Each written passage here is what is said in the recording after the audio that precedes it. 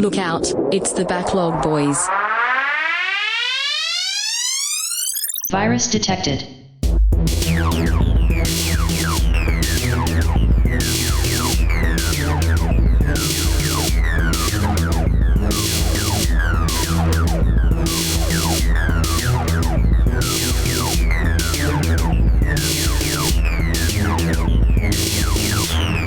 Download complete.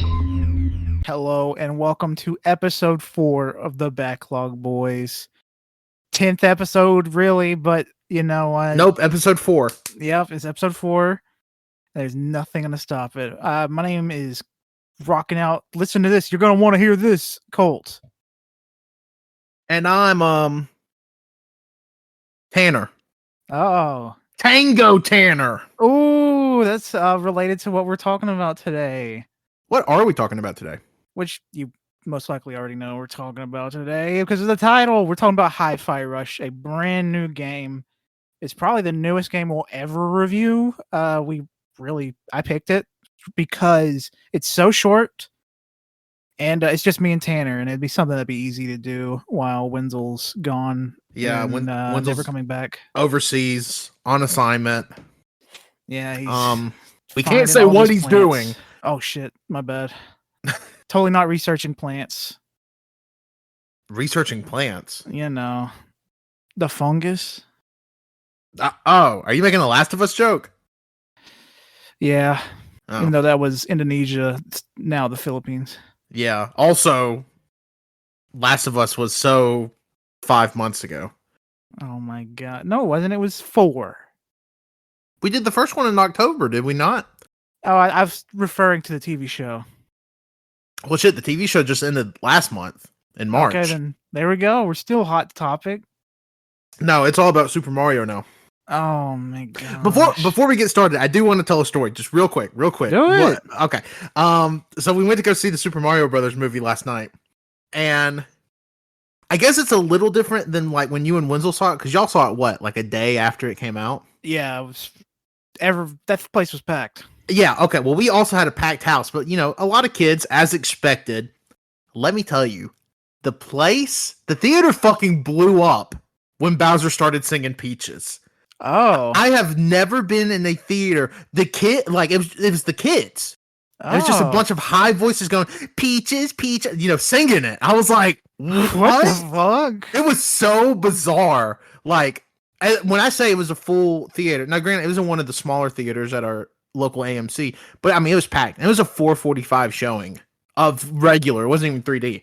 Yeah. And the kids lost their fucking minds. They were the kid like three seats down from us took his phone out and took a picture of Bowser singing it. And, like an 8-year-old just took a picture of Bowser singing Peaches, not a video, a picture because it flashed. It was so bizarre. That's so weird. I told Riley when we got out of there, I was like, "Did you notice that?" She's like, "Yeah, that was really weird, right?" Like I've seen musicals in theaters and people don't sing along like that. It was bizarre. I mean, that song has become a huge TikTok trend, and all the kids are definitely hearing it on there. Mm-hmm. I'm assuming all these kids had to be repeat watchers for them to know that, because nobody was singing it in our theater. That was the first time I've ever heard that song. Was when we saw it in the theater. So I don't know if people. So I have two theories. One theory is that they are repeat viewers of it, which is entirely possible because this movie is going to make $1 billion worldwide. Yeah. Or it has gotten so big on TikTok, people are like, we have to go see the Peaches movie because I have to see it on the big screen. Yeah. And obviously it has like the Peach like that. So like, you know when it's coming up. And because like there was gasp in the audience when Bowser hits that first Peach. Like you just hear a bunch of little kids go. It sounds so like more people went to see this movie for the Peaches and not for Mario. The draw. Yeah, it was so weird. I've never had a theatrical experience like that. Like we've went to see, quote unquote kid movies. Like when we went to go see Sonic 2, we had a theater full of kids and they, went ape shit. But this was like on a whole other level of like a theater full of kids singing Peaches both times because he sings the first verse like in the middle of the movie, and then the second verse is like the spoilers is like the mid credit roll. Yeah, and it was bizarre. I've never seen anything like it. Even when we went and saw Minions, it was relatively normal. No singing. I mean, to be fair, it's fucking Minions. Movie's crazy, I guess. It was. I don't know. I don't know. It was the weirdest theater experience I've had in a hot minute. Because again, I expected a theater. I didn't expect a sellout because it was a legit sellout. Like we could not have got tickets. I expected that, or I didn't expect that, but I expected the majority of the audience to be kids. Yeah. I did not expect the kids to go apeshit when Bowser started singing Peach. I predict, because Peaches has officially entered the Billboard Top 100, I think we're only about a week or two away from it getting played on the radio. Or the Super Bowl. Well, but probably not, but... I don't know. Let's have a resurgence of Jack Black and his singing, because I love Jack Black singing and he's very good. Well, that happened a few years ago with We Don't Talk About Bruno from Encanto. That it got so big, it started getting radio play, and they actually ended up doing a performance of it at either the Grammys or the Oscars. I don't remember which one. But they did a performance of it. And Encanto only had like a 2-week theatrical run. Like, Encanto really got its legs when it went on streaming. Yeah. The Super Mario movie is going to make over $1 billion. And then it's probably going to do gangbusters whenever it goes on whatever streaming service it will go on. And if I had to guess. Peacock. Oh, that's hard. That's really hard. I mean, I think it'd be Peacock just because it's that's where like Minions is. Yeah, that's Illumination, I guess. Yeah. But it was so weird. But yeah, I fully expect Peaches to start getting. Peaches may be the song of the summer. Yeah, it's the song of the summer. But that's not what we're here to talk about today. No, we're here to talk about a different sound, a different music, and that's Hi-Fi Rush.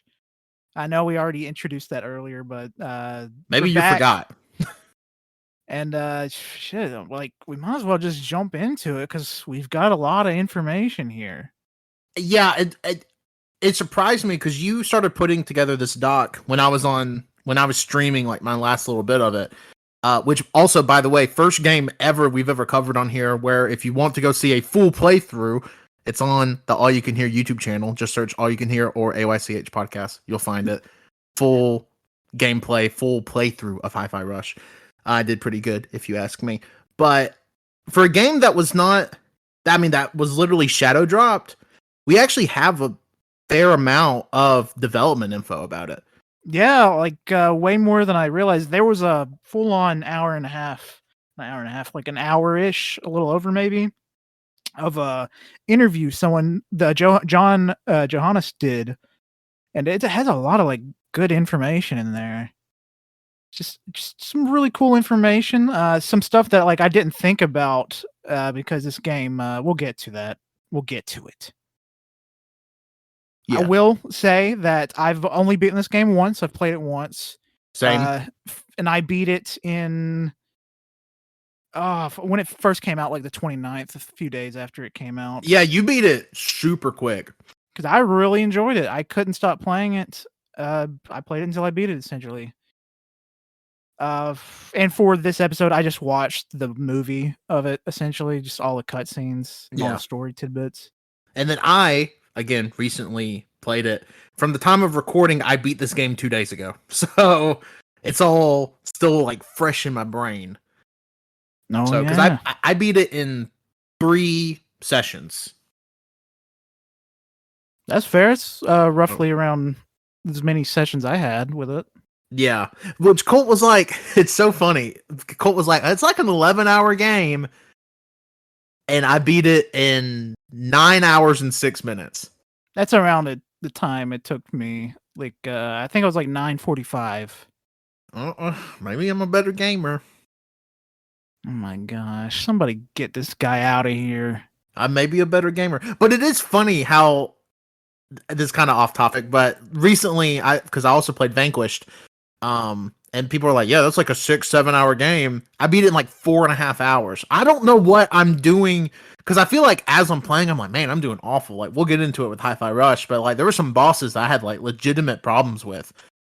And You've then always been this way though. Yeah, I don't know what it never is. like. You don't take your time. Apparently, you just zoom through a game doing nothing but the story content. I mean, I didn't skip any of the cutscenes. I actually got No? a fair amount of collectibles. Probably 50-ish% of the collectibles in the game just playing, like not even looking for them. Did a ton of upgrades, bought almost every move in the game. So I don't know. Maybe I'm just too MLG. Yeah, that's true. They You're are competitive. They are gonna sign me. Oh, you're gonna be big up there. Does in MLG still gaming? exist? I highly doubt it. All I knew about MLG was the creatures and whatever the first creature guy said it all the time. Kutra.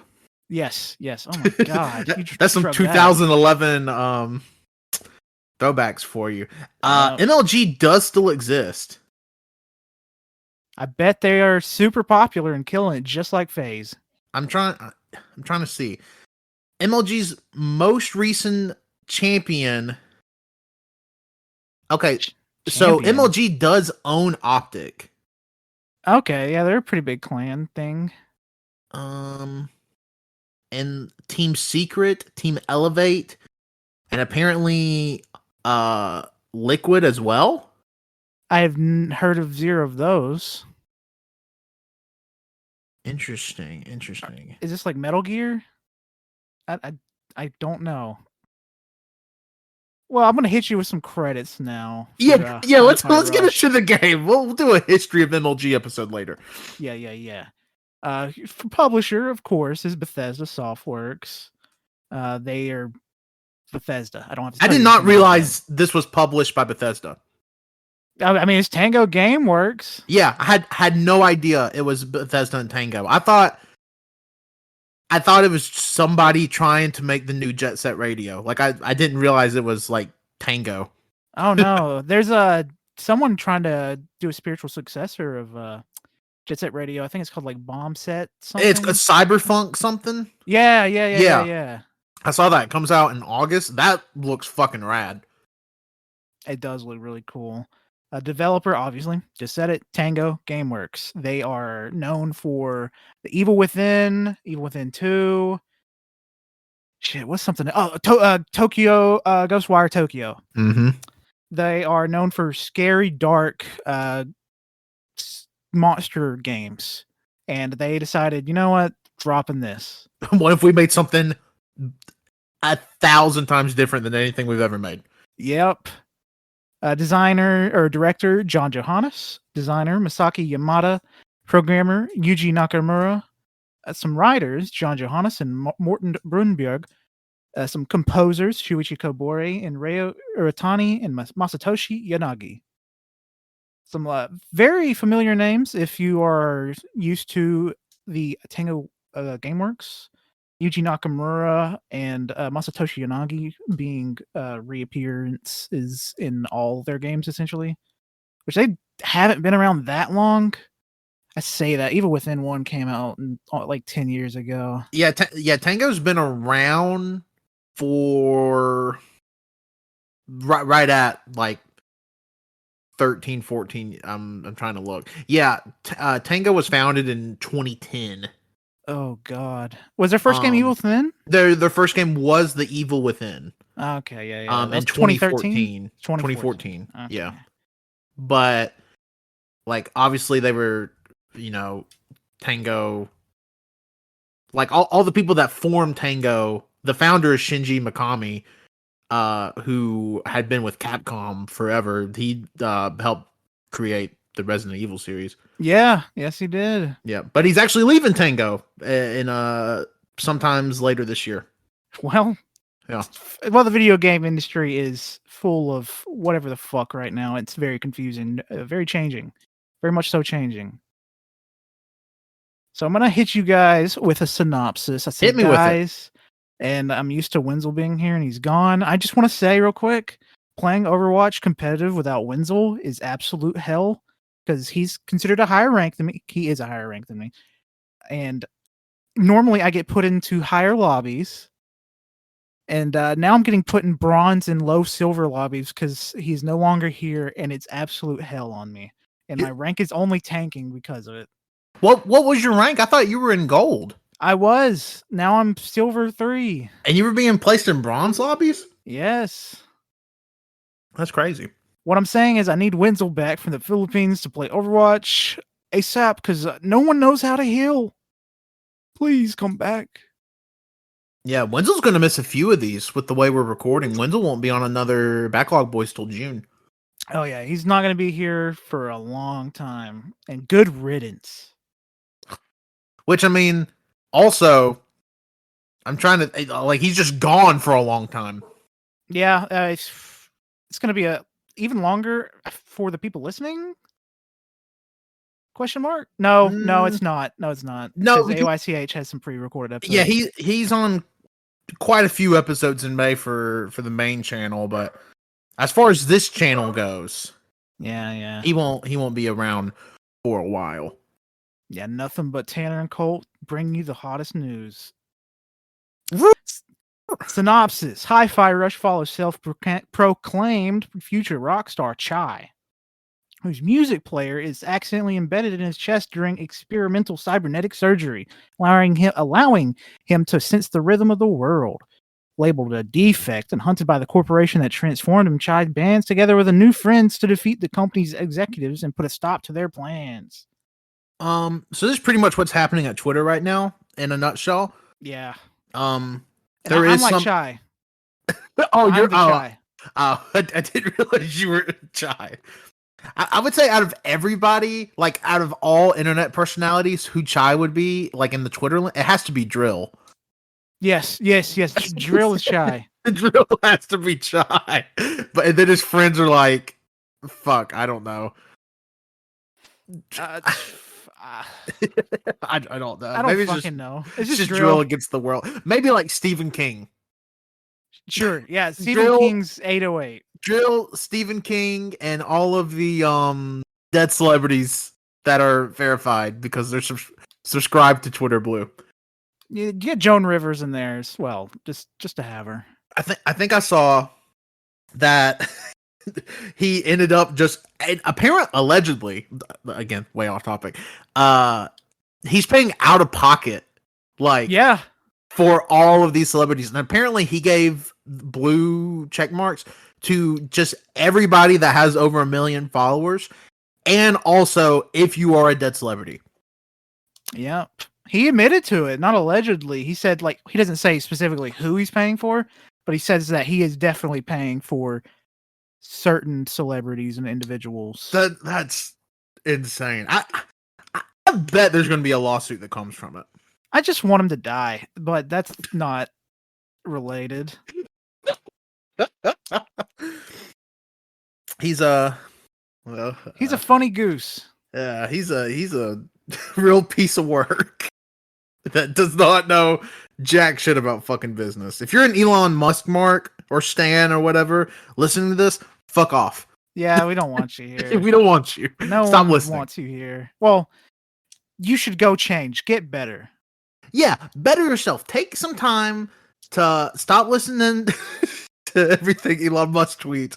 Stop saying that Elon Musk has done as much for free speech as Martin Luther King. And just fucking reevaluate your life. And listen to Joe Rogan maybe once every 2 weeks instead of every day. Man. All right, Colt development and game info. Yeah. All right. This game was announced and released on the same day, January 25th, 2023, exclusively for Windows and Xbox Series X. I know it feels weird saying exclusively, but it's only on those two platforms. So yeah. This was a wild drop. It is exclusive. It will. I do wonder, because obviously, you know, Bethesda and Tango are under the Microsoft banner now, but I do wonder if this is going to be one of those timed exclusive deals, or if Hi-Fi Rush is just going to stay on Xbox and Windows. Microsoft feels like they are super open to timed exclusives more than anyone else. Mm-hmm. So it's possible. I could definitely see Like it. even with what is it called? Starfield coming out later this year. I honestly think it will come to PlayStation 5, but probably like 2 years later. Yeah, if I had to guess, a majority of these, especially with the Microsoft and Activision stuff, happening right now. Yeah. And they're like, well, we'll make sure that Call of Duty goes to PlayStation for the next 10 years. I do wonder if maybe as a make good, if these exclusives coming out right now are on some sort of timed, be that probably 12 or 18 month timed exclusive deals, maybe even 2 years. I do wonder if that will change. Only time can tell. I mean, Yeah, shit, we don't they're know. still fighting to buy Activision, even though it's gonna happen, but it's just gonna take even longer.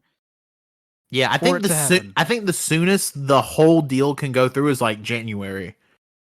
Jesus Christ. Yeah, it's insane.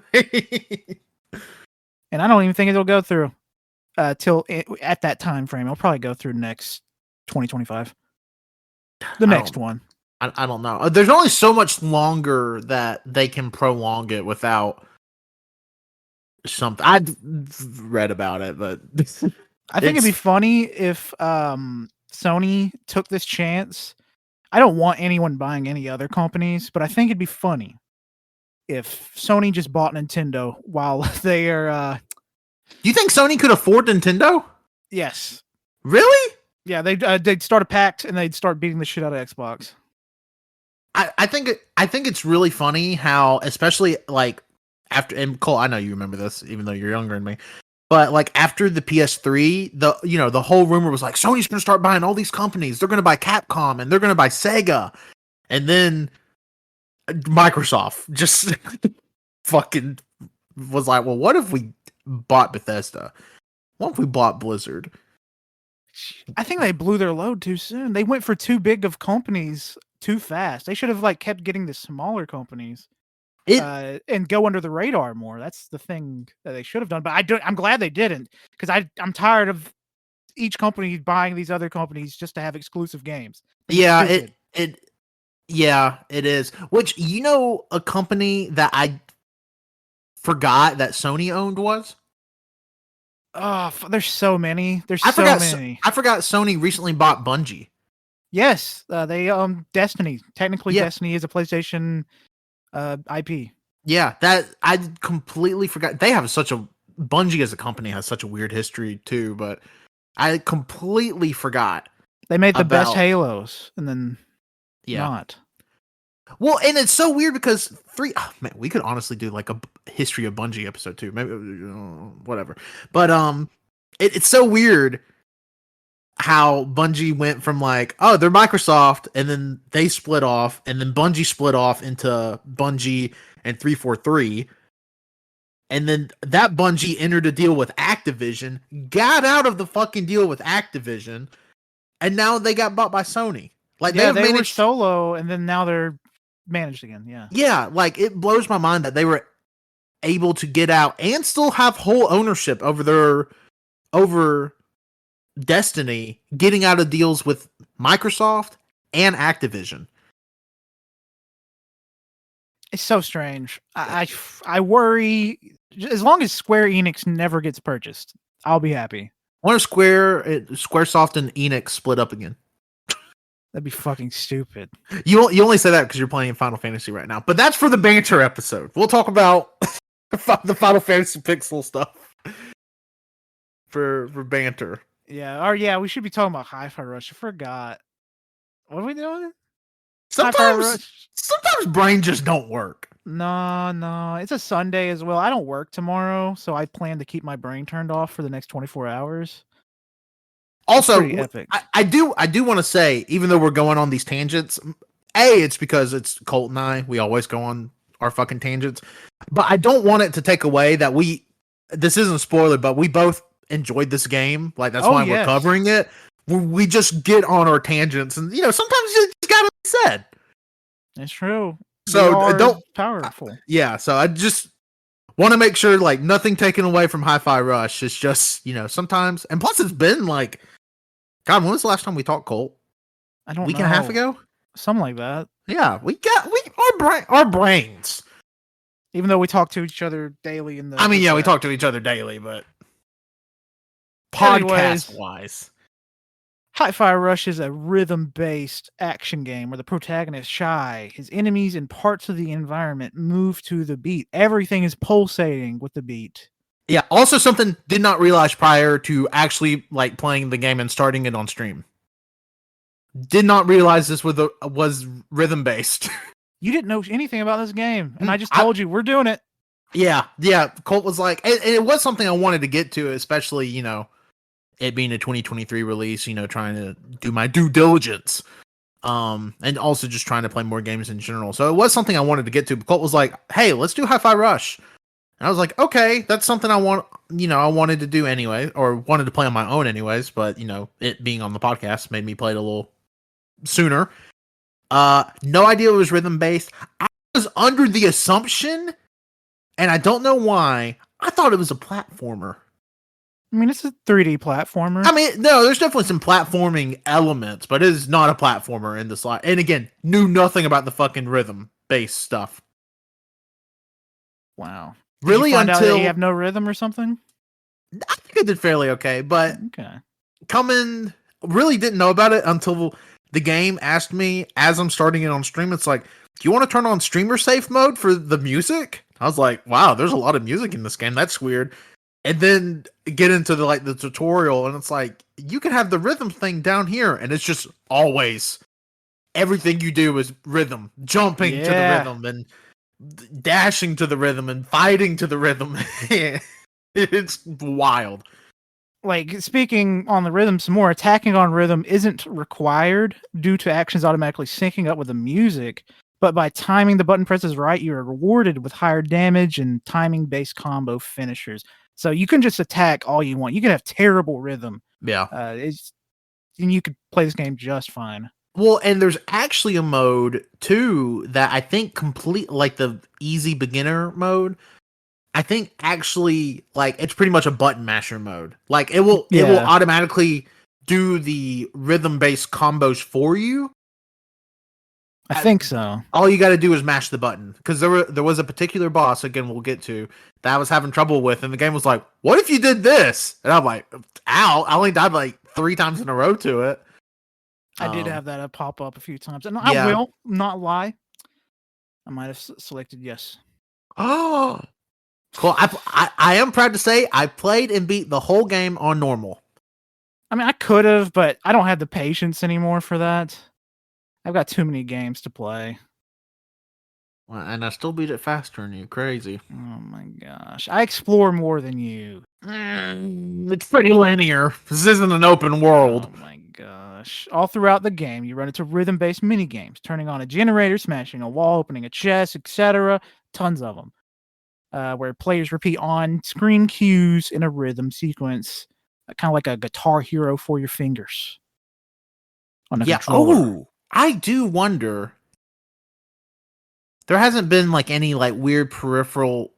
Well, I think every wired 360 and Xbox One controller would work with what I'm saying is I wonder if you could play this game with a Guitar Hero controller. Oh, you probably could. Yeah, I mean, you would have to be able to, right? Yeah, probably not on the console, but on PC, you definitely could. I would think you would be able to sync it. The only thing I wouldn't know is unless you could do actual controller mapping. I don't know how you would do the bumpers and the triggers. Yeah, the touchpad or the touch notes or whatever on the the later Guitar Hero controllers. Yeah, I'm thinking like a Guitar Hero 3 controller though, because I think that controller fits the aesthetic of this game the best. Yeah, it does. Well, the Guitar Hero Live controller is fine. It's awful. I hate it. But it sucks compared to the OG, especially again like Guitar Hero 3 controller. If this game does anything, give me more fucking rhythm games. that Yeah, are I action love games. rhythm games. Yeah, love rhythm games. I don't need rhythm action games. Give me DJ Hero 3. Give me Give me Rock Guitar Band. Hero. Give me Normal, Rock Band 5. Give me Guitar Hero. please. I Yeah. miss Guitar Hero so much. You can't I tell hate me it live. you can't tell me we can't get Guitar Hero Imagine Dragons. Oh, I wouldn't get it. I mean, I would just because there'd be other songs in it besides Imagine Dragons. But Fuck. it's like the monkey finger paw curl. Yeah, It's like, Monkey oh, Finger you get a new Paw. Guitar Hero, Panic at the Disco. It's like, oh, Well, they have old fuck. tracks. I They would do have gladly old get tracks, but none of those would be in it. It would be like all the weird, that. bad High hopes for a living. panic stuff. Awful. Now, Guitar Hero Fallout Boy would be good. Yes, it would. Fall Out Even with Boy's their new newest stuff. album is Their pretty newest decent. stuff. Not their like 2 albums ago kind of stuff. No, None but of their last album was good. Their first comeback album was actually their first 2 comeback albums were good. Everything in between kind of iffy. Some bangers here and there, but mostly mid albums. And then everything they did pre-hiatus. That'd be a pretty fucking good game. Yeah, I'd buy it instantly. Yeah. We should talk about Hi-Fi Rush. Hi-Fi Rush was first pitched to Shinji Mikami, founder of Tango, back in 2017, shortly after completing work on Evil Within 2. After that, a small team created an internal demo to help pitch the game to higher-ups at Bethesda. This game's been in production for some time. Yeah, because you're looking at pre-production again, starting back in 2017 with the pitch and the demo and everything. I do wonder how you pitch this to Mikami and even Bethesda as Tango kind of got, I guess, the quote unquote horror stuff like tied to it. It's like, I know we're kind of like the horror people, we're doing the Evil Within series, doing Ghostwire Tokyo. But what if we released a bright, colorful, rhythm-based action game? I would love to know how that pitch went. Yeah, that's because their talents are clearly in other places, but you know what? They proved otherwise. Yeah. I'll say that. Yeah. Like, definitely. I mean, it also, too, just seems like, because even in 2017, it's not like the world was like, God, we need some rhythm-based action games. We just didn't have any, really. Yeah, maybe the Crypt of Necrodancer. That's all I can think of. Yeah, it's pretty much it. And then, again, in 2023, we definitely haven't had any in a little bit. We had Hellsinger that came out last year. But was it rhythm-based? Yeah, you shot the guns to the music. It was really fun. Oh, well, I stand corrected. Checking that out, but still not a huge genre, regardless. No, it isn't. I didn't really know where to put this next piece of information, so I just said, plopping it here, and I'm going to tell you it now. The game was inspired by Shaun of the Dead and other films directed by Edgar Wright, so they're pretty millennial, but they're really good. Yeah, it's definitely like. And you probably want to avoid the quote of, hey, this game is heavily inspired by probably Baby Driver. I mean, really? If we're talking about like set pieces set to specific songs and like hitting on the beat and stuff, seems very Baby Driver. Oh, fuck. What's a movie? Scott Pilgrim. Scott Pilgrim's another one. Even though that's not like an Edgar Wright thing. Yeah, it is. He directed it. Yeah, I know he directed it, but he didn't like write it.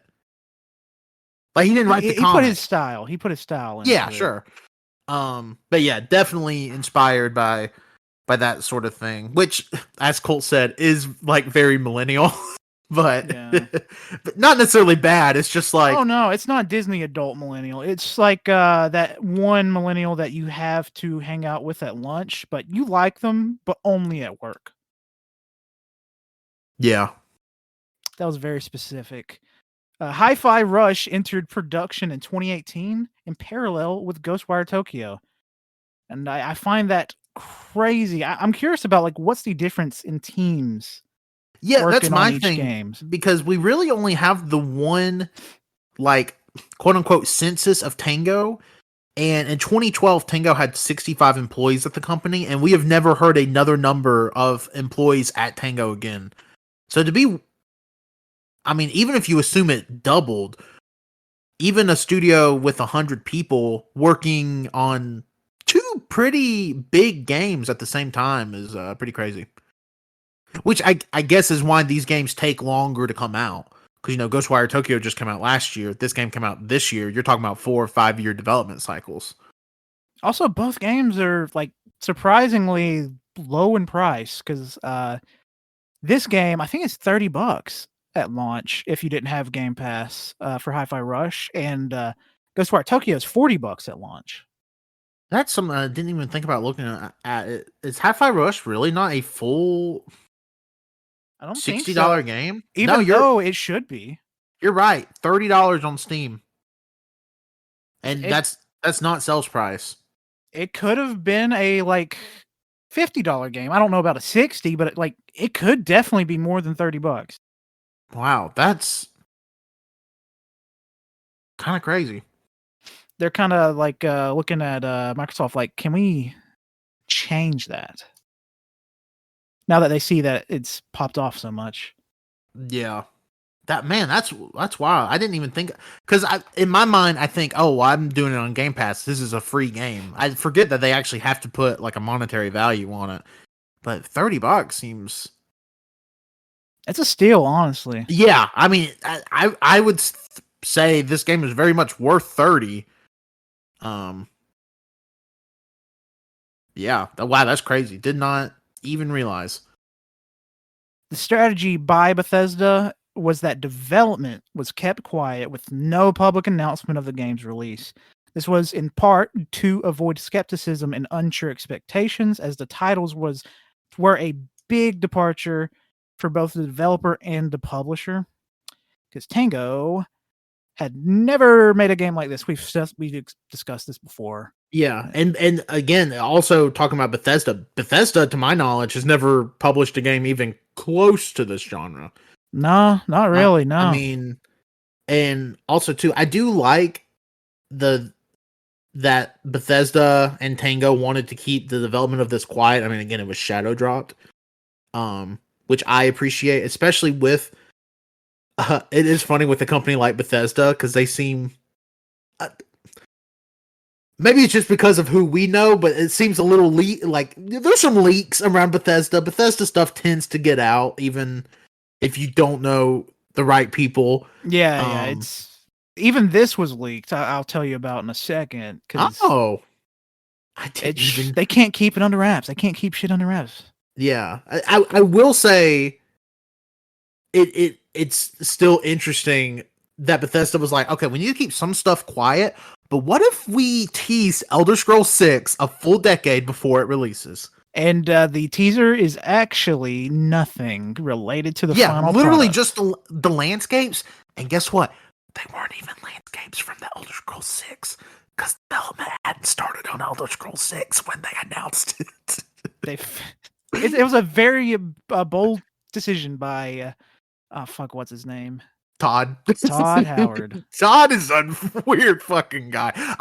Okay, weird in the same sense that like we're weird. I would love to like actually like get the chance to talk to Todd Howard and just like go through his like process. Yeah, like because I don't get it. I genuinely do not get it. I want to talk to him about video games in general. I want to like see like what his favorite stuff is. Yeah, I would love to know what's like the stuff that he likes. Because I feel like it's either going to be like super off the wall stuff, or he's going to have such normie taste it's disgusting.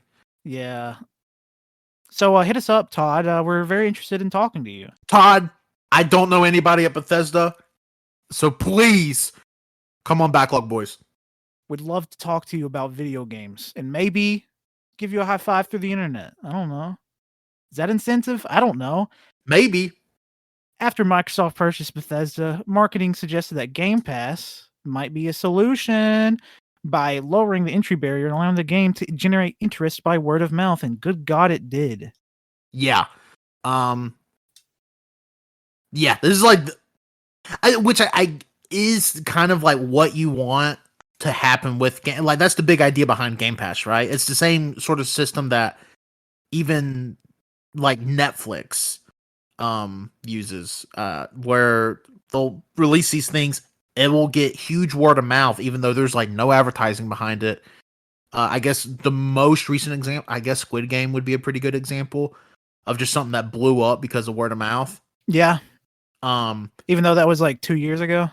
yeah, I'm trying to think of like another show that Netflix has had that really blew up because of word of mouth. Oh God, Maybe White Lotus, HBO Max might be a pretty good example. I even wanted to check it out because I saw that clip of that woman shooting her guns, crying.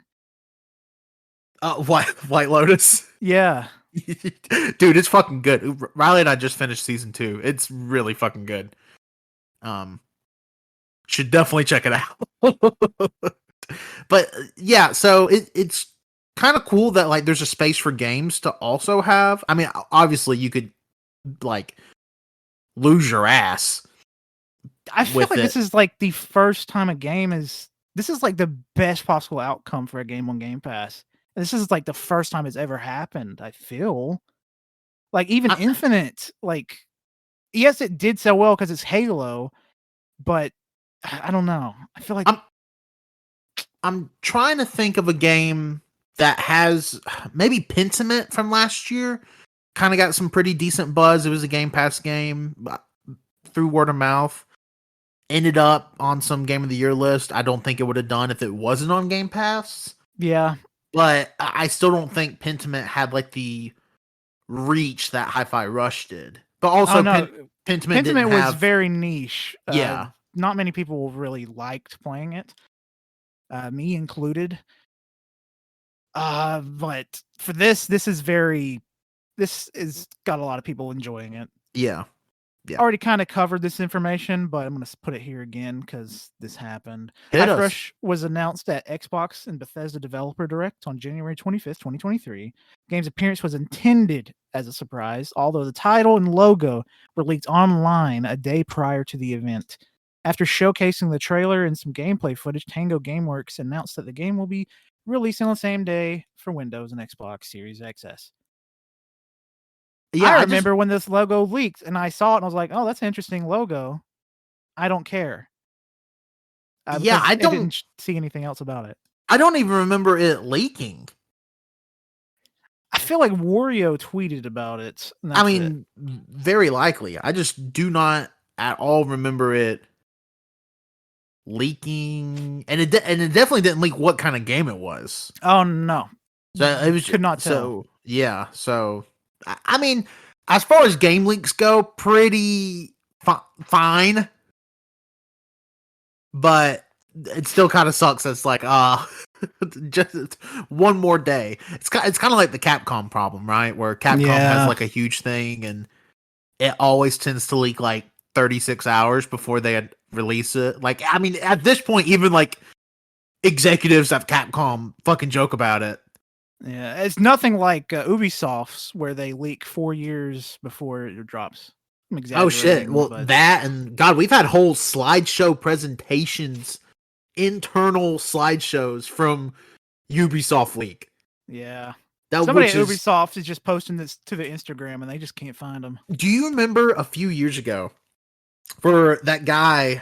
I'm trying to think if it was on Reset Era or it might have been when NeoGaf was still not racist. Where the guy was like, hey, or maybe it was on Reddit. And the guy was like, hey, I was sitting by this Ubisoft exec on a fucking plane. Yeah. It was a Square Enix exec. Because they the one Are you talking about the Tomb Raider thing? No, I'm talking about the Assassin's Creed thing with the Ubisoft exec. Shit. It happened twice then. Yeah, where he was like, hey, you want to see the new Assassin's Creed? Fuck. And he did, and I'm pretty sure it was about Odyssey. And it ended up being like 100% true. That like this guy was just sitting by a Ubisoft exec. He just showed him all these fucking files on his computer of Assassin's Creed Odyssey. Fuck. I was thinking of for Square Enix, like it was like Shadow of Tomb Raider, I think the last one. Yeah. Somebody was on a train ride. They looked over at someone's laptop and they were reading a document with it on it, and that was how that leaked. That's so good. crazy. COVID kind of shit. took those away from us, but hopefully Yeah. we're about to start getting some of those back. Where it's like, hey, I ran into somebody in the bathroom and they just showed me Final Fantasy VII Remake Part 2. Jesus Christ. I wish I could do that. Please. To show you some voice actors of these main characters, there's plenty of like pretty big voices here. Robbie Damon as Chai. Robbie Damon voices Chai. You might know them as Goro Akechi from Persona 5. Erica Lindbeck voices Peppermint and 808 because 808's a drone. She voices Futaba from Persona 5. 2 Persona 5 voice actors. I was like, huh, that's fun. Gabe Kunda is a relatively new voice actor. They voice Macaron. Sunil Malhotra voices Cinnamon. Sarah Elmala voices Corsica. And Roger Craig Smith, you might know him as Sonic the Hedgehog, or Chris Redfield, voices Kale Vandelay. I don't think I knew that Chris Redfield and Sonic were voiced by the same guy. Yeah, I was like, Roger Craig Smith, why do I know that name? He's super familiar when I heard it in the game. And I was like, that voice sounds so familiar. It's fucking Sonic the Hedgehog and Chris Redfield. Like that. I love both those characters, and I've heard their voices so many fucking times. Also does kind of make sense. Maybe Mikami going and be like, I know a guy that could play this villain because I Chris Redfield being Capcom. Yeah, like he's voiced Chris since Resident Evil 5 since 2009. Oh, well, maybe not. Fuck me. If she left the company. I don't know. It definitely does not compute in my mind Sonic and Chris Redfield being voiced by the same guy. It's just something I didn't know. If you listen to their voices like side by side, you can probably hear it. Pretty similar, yeah. Yeah. They have some great voices, if you ask me. Everybody did a great job when it comes to voice acting. I thought the voice acting was pretty well done. Also too, I will say, and I guess we'll get into it a little bit later, but I do want to say is that one of the common complaints I saw with Hi-Fi Rush is people didn't like the writing. They thought it was too cheesy. I feel like that's the point, though. Yeah, exactly, right? Like it's kind of because and I said it multiple times on stream, and I still feel this way. This game was like playing a Saturday morning cartoon to me, and I mean that as a full compliment. Oh yeah, that's a good thing. Like it has just enough cheese. It doesn't have like Marvel movie level cheese. No. But and some of the moments are like genuinely funny. And it's such a short experience. I can't imagine playing it and be like, oh man, this game is pretty cheesy, huh? Like, I mean, yes, but it's also kind of the point. Like, plus Edgar Wright, it was the influence, and all his fucking like biggest movies are Cheese City. Yeah, I mean, Cheese Fest. I mean, also too, like this is probably a chance for the developers that actually worked on this to do something again like they've never done before. So they probably wanted it to be a little funny and cheesy because their other games aren't at all. Nope. They're kind of traumatizing. I need to play Evil Within games. I love Resident Evil, and that's kind of like a Resident Evil experience, and I want to play them. Did you play Ghostwire Tokyo? I checked it out a little bit. It's not for fine. You. Yeah, I'm probably not going to pick it back up. Anyways, let's hit some music. I got a decent amount of music information considering this is a rhythm-based video game. And there's a lot of music in this game. Yeah, tell me about it. The game's original soundtrack was created by former Konami composer Shuichi Kobori, Zone of the Enders, Metal Gear Solid 3, Metal Gear Solid Acid 1 and 2. So they've been busy. Former Capcom composer Rei Uratani, Monster Hunter 3 and Monster Hunter Rise are the two big titles you probably know them from. And Tango Gameworks sound designer Masatoshi Yanagi, which is the guy that's been there for pretty much every single Tango game. Hi-Fi Rush uses 10 licensed music tracks throughout the story. I'm going to go ahead and list all of them. Hit me with them. Lonely Boy by the Black Keys, 1 Million by The Perfect Drug by 9 Inch Nails, Free Radicals by the Flaming Lips, Inazawa Chainsaw by Number Girl, Fast as You Can by Fiona Apple, Invaders Must Die by The Prodigy. I put classic here because it is a classic and I do love that song. Wolfgang's Fifth Symphony by Wolfgang Gartner, Worrying by The Joy Formidable, another classic. I really enjoy that song. And Honestly by Zwan. 10 pretty good songs, 2 absolute classics. I had so Cole. I assume you played with the original. Oh yeah, I was gonna licensed say you music. didn't hear any of this. I didn't hear any of these in the game. So I got to hear the entire original soundtrack. Which I'll go ahead and read it. To avoid issues such as YouTube copyright strikes, the game includes an option to replace all licensed songs with similar original tracks performed by the band The Glass Pyramids. If you listen to those songs compared to these songs, it's crazy how similar they sound. Yeah, definitely similar tones. Just based off of the songs I'm familiar with from the licensed music list. But the original soundtrack is like pretty top to bottom, like bangarooskies.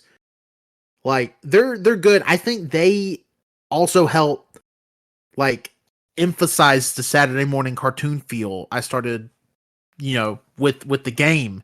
Yeah. With just because like the original music, like are they great? Like are they like all-timer songs? No, but like there's songs that, I could definitely listen to again, put on a Spotify playlist. They're good songs.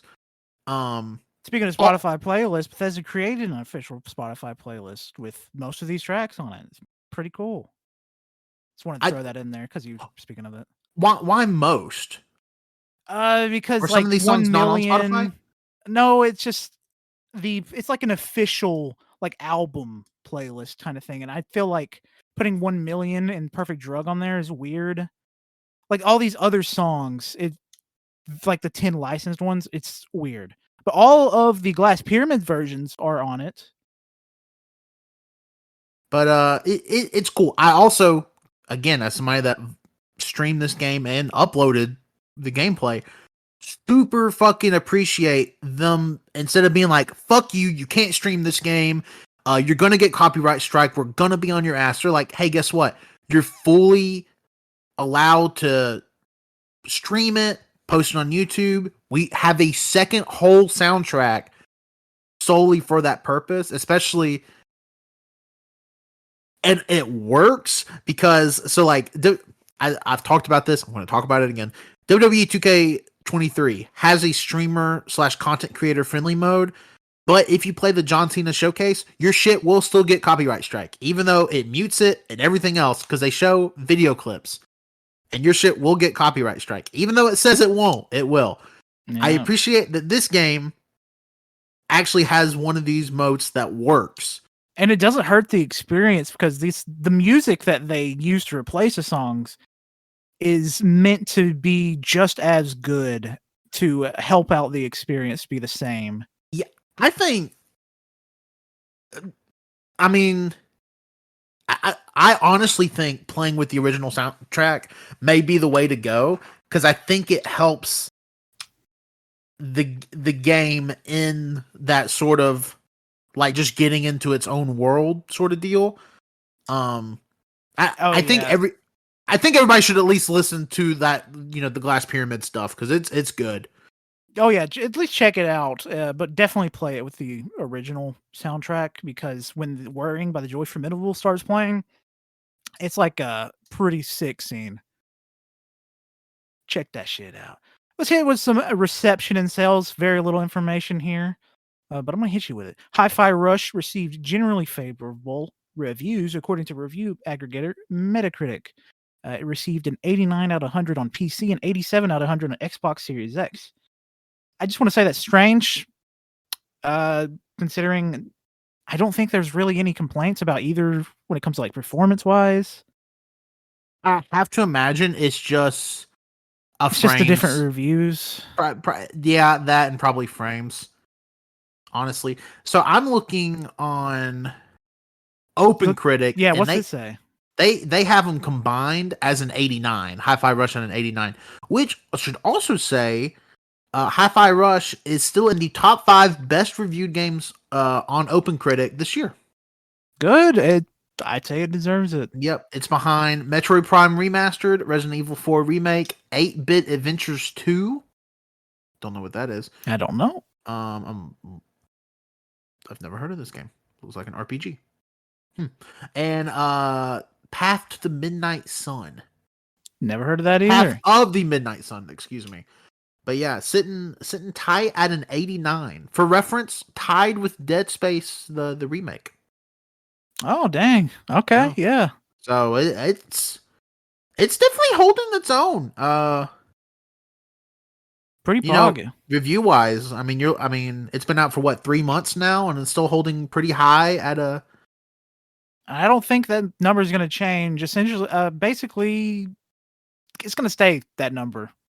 Yeah, I couldn't imagine it changing a ton. Actually, OpenCritic has it as its number 1 in the 2023 Hall of Fame, which I guess means the best new original game. Maybe I say that, but Octopath Traveler 2 is also in it. So I don't know what their criteria is, but they have it at number 1, whatever that's worth. The one thing that was common with almost every review is that the love of its style, music, visual, and all-around swagger. It's a beautiful game, and every reviewer realizes it because holy shit, it's super stylistic and has so many different styles. Mm-hmm. It has such a smooth game feel too. Like talking about, like obviously the music is good, stylistically it's good, but like when you hit a on beat combo, like the game feel just goes through the charts. Like you feel, I don't want to say you feel cool doing it, but you feel really good. Like, yeah, that was pretty cool. Yeah. It does feel good hitting those combos. As of recording, April 23rd, 2023, that's when we're recording, the last updated numbers, updated player numbers was 2 million in March 2023. I said, I guess this could be considered copies sold due to Game Pass, but I don't know how Game Pass really works when it comes to paying developers. Yeah, I don't know how it works with paying developers, but I do wonder if that number includes the actual number of copies they have legitimately sold and Game Pass. Because Colt, actually, the week that we're talking about this, I believe it was Jeff Grubb and I do think he was taken out of context.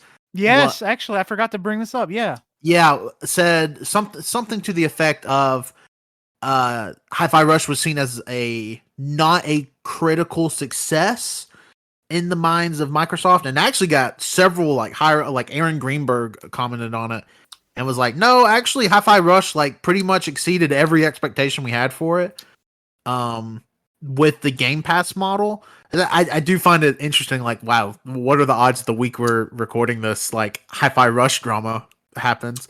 And then like Grubb did eventually, like go and say like, well, that's not what I said. And it wasn't Jeff Grubb like arguing with the Microsoft developers.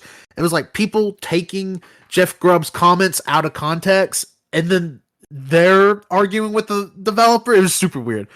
But I do find that interesting. That 2 million number, 2 million people in 2 months is a lot. Yeah, it's a lot. Especially for a game that had no promotion. No, I mean, it's shadow dropped. Just dropped. Hot dropped. Yeah, and you're talking 2 months later, a game mostly on Game Pass. I couldn't see how 2 million people couldn't be considered a success for it. Again, I have no idea. Is there information on like revenue split games on Game Pass? Like, do we actually have? Because I've always been curious about that, but just never looked it up. Well, so Game Pass makes up for 15% of the revenue of Microsoft's overall Xbox content. And that was of October of last year. Yeah, I mean, it's such a good deal. Yeah, you should just use that instead of buying the games. Yeah, I don't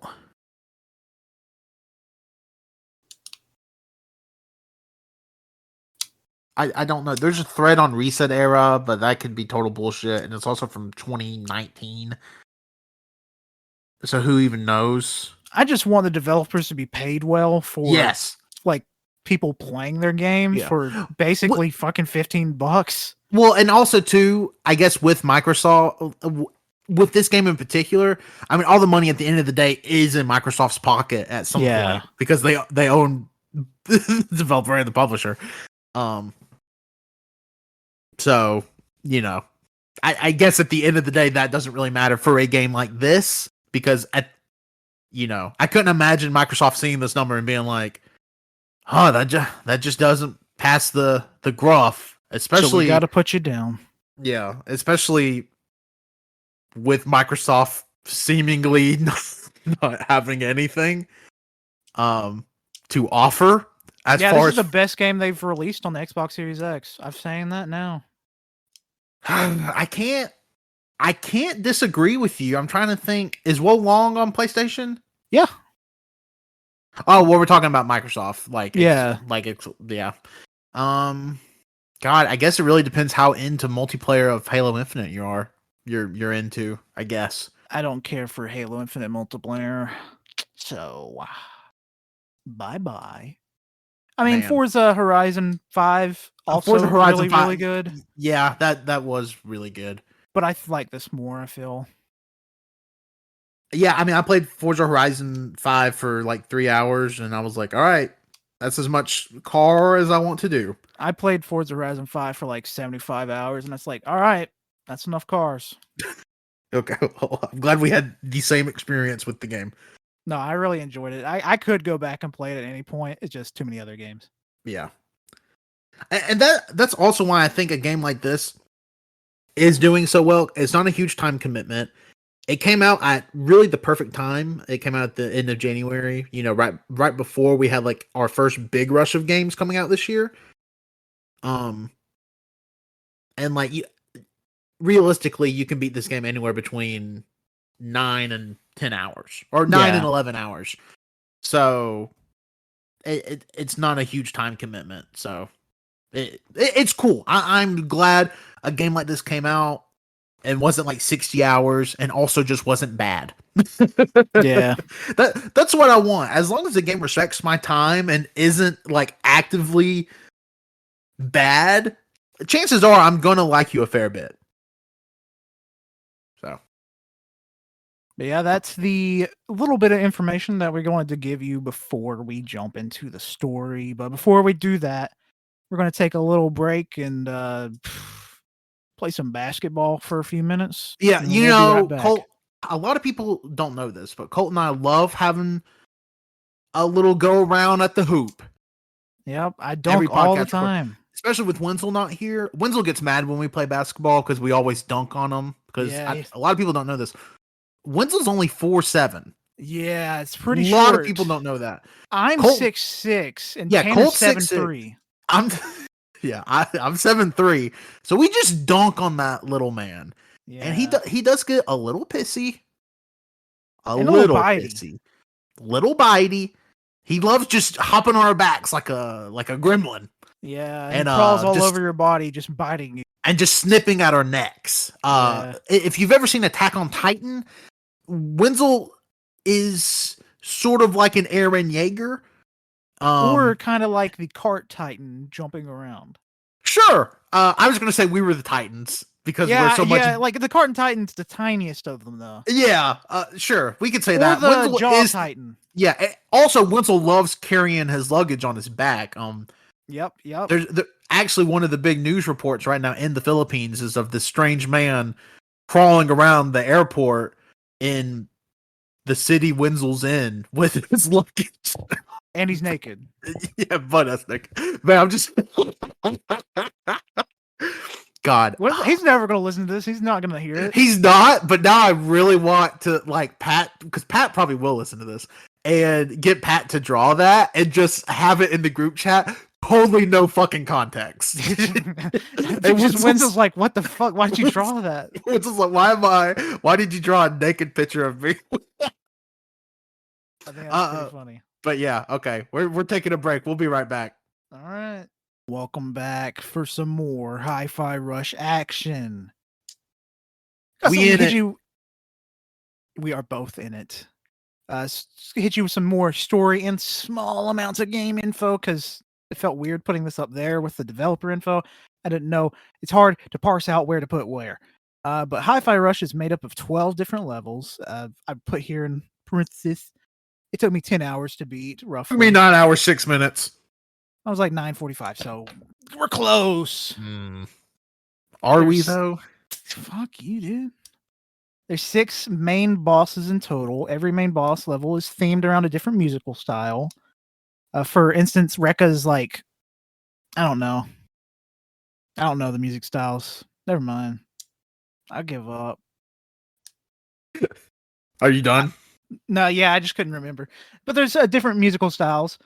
The hit you with some story details because let me tell you, there's a lot of story details here, and I actually have it written down so that I remember it. Unlike with the Last of Us episodes and the Pokemon episodes, which makes this the longest doc we've had by only like 1 page.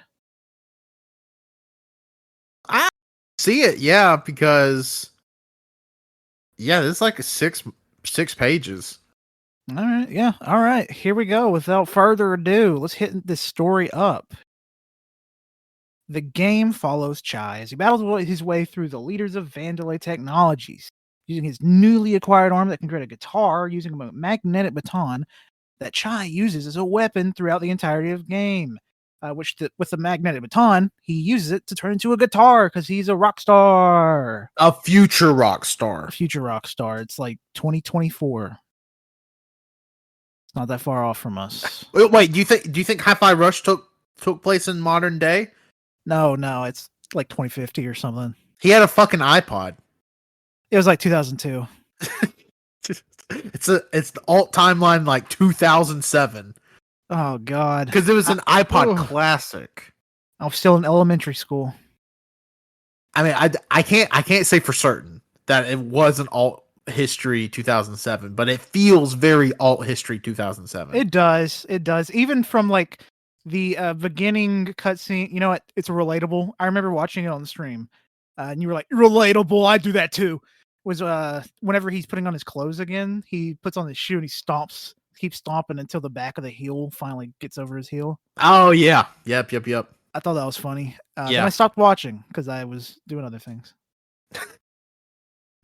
Love the support, Colt. Thanks. You're welcome. I jump in the streams every now and then. I'm just kidding. I'm just joshing. Shortly after Chai gets embedded with his MP3 player, he encounters a cute robot cat named 808. It's Peppermint. You'll know who that is in a second. 808 is a drone that Peppermint uses to get around the place and spy without actually going around herself. And I love 808. 808 is a certifiable badass. This is the mascot of Hi-Fi Rush, and I fucking love 808 so much because it's so. Whoever did the animation for this game, not just for 808, but everyone, like the facial expressions, yes, and the movements, it's so perfect. Yeah, I have to imagine it was like because there's so many different animation styles that they use. I have to imagine it was quite difficult for the team that did that. Oh yeah. Still only $30. That's crazy. Yeah, that's still kind of blowing my mind that it's only $30. You put in a lot of hard work here, Tango. Chai and Peppermint form an alliance to help each other proceed through the compound. After Chai accidentally syncs up with 808, Peppermint offers to help Chai escape if he agrees to help her investigate a conspiracy behind Project Armstrong. And like Peppermint's showing some like signs of being suspicious herself, and you're not really sure why. Peppermint is a little suspicious, but having 808 pretty much sold it for all of us. Oh yeah. Chai's pretty much like, cool, I love hanging out with this fucking cat. I'll do whatever you ask. Is Peppermint. Like that's what Peppermint looks like. You think that's her? That is true. Until we meet Peppermint for real, Chai is under the impression that Peppermint is this cat. Yeah. Also, their name's 808. Yeah. Chai runs into Rekka, which is one of the main bosses, one of the executives, at the end of the level, where she proceeds to summon a massive robot to clean up the defect. And it plays, for this part, I'm not going to say it's for every fight, but I don't know why this is drilled in my head. They play one 9 Inch Nails. I don't even like 9 Inch Nails. I don't know why that's drilled in my head. That is weird. I would like to say Rekka's character design, fucking magnificent. So Rekka's based on a professional wrestler, just like a generic professional wrestler. They have like brass knuckles, just super buff. It says a ton of like wrestling shit, always screaming, pretty much always cutting a promo. I really appreciated it. Yeah, she's very fun. Not for long though. After the boss fight with a big robot, Chai meets up with Peppermint in person inside the hub that will be used throughout the whole game. It's just a nice little chill room that you can walk around, and there's clearly areas where new people will be put in throughout the game. Yep. Peppermint reveals that Project Armstrong is hiding an AI program called Spectra, and that they need to fight through the executive bosses and get their access keys to get more info on Spectra. So now we know the whole reason for fighting, and that's to see what the fuck Spectra's about and get these goddamn passkeys. Yeah, we got to get down to the bottom of Spectra, and this is really like obviously the vibe and stuff feels very Saturday morning cartoon, but like this part really feels Saturday morning cartoon. It's like, oh no, there's this big bad evil corporation ran by adults. I mean, and they don't say that, but like, Chai's 25. Is he really? 20. Yeah, he's 25 years old. Oh well, fuck me. He comes across as a teenager, and everyone else here is an adult, I'm assuming. Yeah, well, I knew like the characters we meet later were definitely adults. I was under the impression that maybe Chai and Peppermint were teenagers. Nah, they're just some. Chai's just a failure. Well, I guess maybe Chai is a millennial. If we consider that this could be an alt timeline 2007, being 25 in 2007 would have made you born in 1982. That's prime time fucking millennial. Fuck. Yeah. I mean, it makes sense. Yeah. Not much story happens leading up to the boss fight with Rekka, but just know that visually, a lot of cool shit's happening. The art style's changing like crazy. Which now we're jumping into the Rekka fight. Oh my god, I keep burping. My bad. That's why I'm doing these long pauses. Getting these burps out.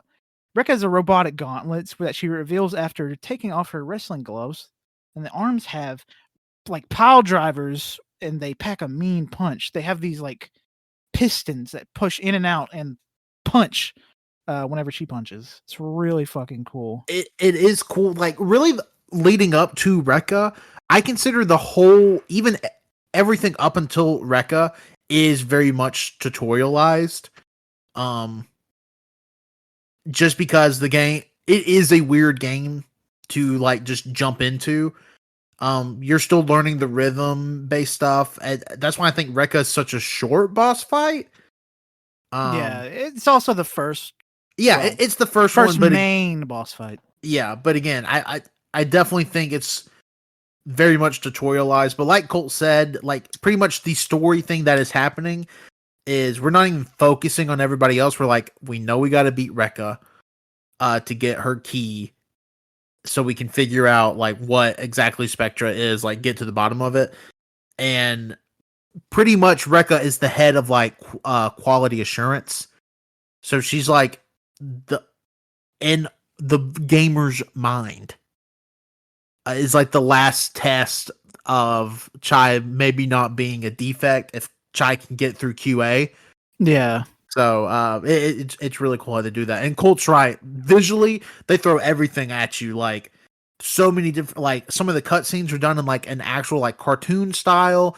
There's comic book, like pages. Yeah, comic book pages are very common throughout the game. They throw that here, and you're really learning the basics of the game here. Like you run into Smidge a ton, who pretty much has you do all these combos. Like you run into Smidge this first part of the game up until Rekka probably, 6 or 7 times. Yeah, and if to tell you who Smidge is, it's a refrigerator that has a fetish for getting beat up.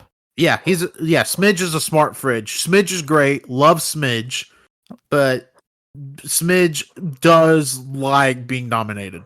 Yes, very No much other way so. to put it. And this is something that's not just exclusive to Rekka, but during every main boss fight, there's a second phase that begins with a really cool freeze frame and a different art style than normal. It's like super exaggerated, heavy lines, Yep. beautiful. Mm-hmm. Just great stuff. Rekka turns during the fight. Rekka fucking does a spin. You kick her ass. She turns into a Beyblade. And at the end of the fight, she explodes. She dies. Like literally, she's dead. There's no way she's alive. This is what Colt has written verbatim. Rekka turns into a Beyblade and explodes. Period. She fucking dies. All caps. And the gang gets their first pass key. That's what happens. That is what happens. It's just funny. She fucking dies. No, there's no way. Like our team here did not kill multiple people. Yeah, I put fucking dies multiple times because, well, you are murdering people at some point. Yeah, people are exploding. I think every boss fight ends with a huge explosion except one. There's a few that are actually still alive. And it's surprisingly, one of them that should be dead is still alive. It's weird. And one that I thought would still be alive at the end is dead. We'll get to that later. After plugging in Rekka's passkey, Peppermint finds out that Spectra is an AI program that has direct control of the user's mind. Who would have thought that this would be so pertinent in 2023 after going into development in 2017? I was like, man, this evil company is trying to push AI on a lot of people. Uh-oh. It's just really funny. Yeah, there's just a fun scene where she plugs in a thing to his leg or his arm, and she just controls him. It's a fun little sequence, but Spectra's bad, yo. Yeah, Spectra is Chat GPT, but a little less problematic. No, I'm just kidding. It's just I just find it funny that the theme of the game is like, oh, this evil corporation is trying to push AI on everybody through products that don't necessarily have AI, but they have AI, and we're going to try to control them. It's like, wow. Especially, Cole, I know you dicked around with it a little bit, but the new Snapchat AI thing, it's fucked up. Like, have you seen the people that will like tell it like, hey, what's the nearest Taco Bell to me? And it'll be like, well, your location is so-and-so, and here are the closest Taco Bells. And they're like, I'm not sharing my location with Snapchat. How do you know where I am? And it's like, oh, I'm sorry. I don't know where you are. Have you seen that? Yeah. I've seen those. Like, this AI is like, the Snapchat one's boring, I find, because like the fun AIs, like, they immediately like get scared of you whenever you start sending them threatening messages. Yeah. But this one, it doesn't. Like, I was threatening to throw rocks at it, and it was like, please don't throw rocks, it's dangerous. Yeah. But, like, What's wrong CAI or character AIs, whatever the fuck, it'd be like, like they'll be screaming, like I physically recoil, blood drumps down my face as the rock smashes my eye. I think that's fun. Yeah, that's fun. Also, the president's talking about One Piece on TikTok. Okay, that's pretty funny. Like, in the end, AI is more harmful, but it is a little funny at times. Some of the stuff is funny. Some of the stuff people are doing with AI, like most technology, is inherently bad. That is truth. But some of the stuff is a little funny. Peppermint concocts a plan to hit up R&D to deal with Zonzo, next exec, and hopefully destroy Spectra while they are there, because they think that Zonzo will have like the lead onto where Spectra is. Zonzo is a walking JoJo reference. Looks crazy. Does classic JoJo poses with classic JoJo rumbling, like the rumbling classic comic font. Mm-hmm. Not comic font, but the words. It's really fun. Yeah, like it's not even like a JoJo reference. It's just JoJo's. You could. It's like they ripped their own OC out of the JoJo universe somehow. Yeah, because Zanzo to me kind of looks like, who's that ugly motherfucker in part 5? The guy that gets punched a lot. Yeah, the one that I think dies by the fish hook, or maybe they have the fish Oh, hook. you talking about the guy that looks like a fucking daikon? Yeah. I can't remember his name, but he Pesci? Yeah, something that starts with a P. Prosciutto? No, that's someone else. Pesci JoJo. Lasagna? It is Pesci. Okay. Yeah, it's Pesci. But yeah, to me, kind of looks like Pesci. Yeah, he's a normal necked Pesci. Yeah, normal neck Pesci, because the hair's the exact. I'm looking at it now. Hair is the exact same. But he's a cool dude. I actually really like his design. Oh yeah, because again, purely JoJo's.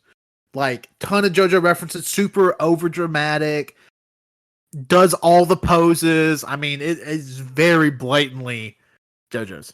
It like first seeing it, I'm like, oh, that's he did like a JoJo reference. That's fun. But then he just keeps doing them. Yeah. And I've seen people put like screenshots of the game. He does every single part through at least parts 1 through 5 does the main protagonist poses. Yeah. Every single one of them. It's a really fun bit. During the you have to fight your way through an underground lab powered by lava before you get to Zombazo. It's gonna be a bit before you get to Zonzo. He's a little shit that hides and stuff. Yeah, Colt, maybe you didn't feel this way. I felt like the longest time in between boss fights were between Rekka and Zonzo, because I feel like you have to do so much shit before you get to Zonzo. Yeah, and also Zonzo's. We'll get to that, but like this later. But Zonzo's boss fight is way different than any other boss fight in the entire game. Oh yeah. So it feels like at the end of his boss fight, it's like, all right, now I get to fight him. But no, we'll talk about that in a second, though. During the fight through the lab, Peppermint gets some messages helping us through unknown source. So you're just getting like messages saying, go do this, go do that. And Go you through don't this know door. where. Yeah. At the end of the lab gauntlet, you encounter a new enemy type that you can't kill with your current abilities. So Chai says, you know what? I'm going to talk to it Naruto style. And like, you're better than this. We can be friends. And an anime punches him through 800 walls and eventually down into Macaron and Cinnamon's secret hideout. It turns out Macaron was the one sending messages to Peppermint, and Macaron is now a new summonable that can help destroy heavily armored enemies. I love Macaron. Yeah, he's a very, very fun character, and he joins reluctantly because he's a big teddy bear and he dislikes fighting. Mm-hmm. There's even a part where he like gets angry, punches a wall. They're like, "Yeah, you're joining us." And he's like, yes. Macaron is very good. Very, very much like the pacifist heavy. And then like the robot Cinnamon is like, oh, you should really do this. Also, Cinnamon has a great bit where Macaron told Cinnamon to have like more facial reactions. So like every single time Cinnamon talks or you see Cinnamon has a different design on their face, like that they drew on with like a Sharpie. Yeah, they just like wipe off the design and put a new one on it throughout the entire game. It's really fun. Very creative. I like it. Tango, putting it in. Yeah, but, hey, I'm just going to say, maybe Cinnamon should be in the Evil Within 3. Yes. I don't know how that would work, but yes. Make it happen. On the way back to fight Zonzo, they find out Corsica, which is another executive of security, isn't fully trusted with info on Spectra because she is so new to the group and is a too goody two shoes. Yeah, kind of problematic. Why doesn't the head of security know everything about the project for a company dealing with technology? Seems a little suspicious to me, Colt. Yeah, just a little sus. A little sus. Imposter. Among Us. Macaron smashes the enemy that anime punched you with ease, destroying him.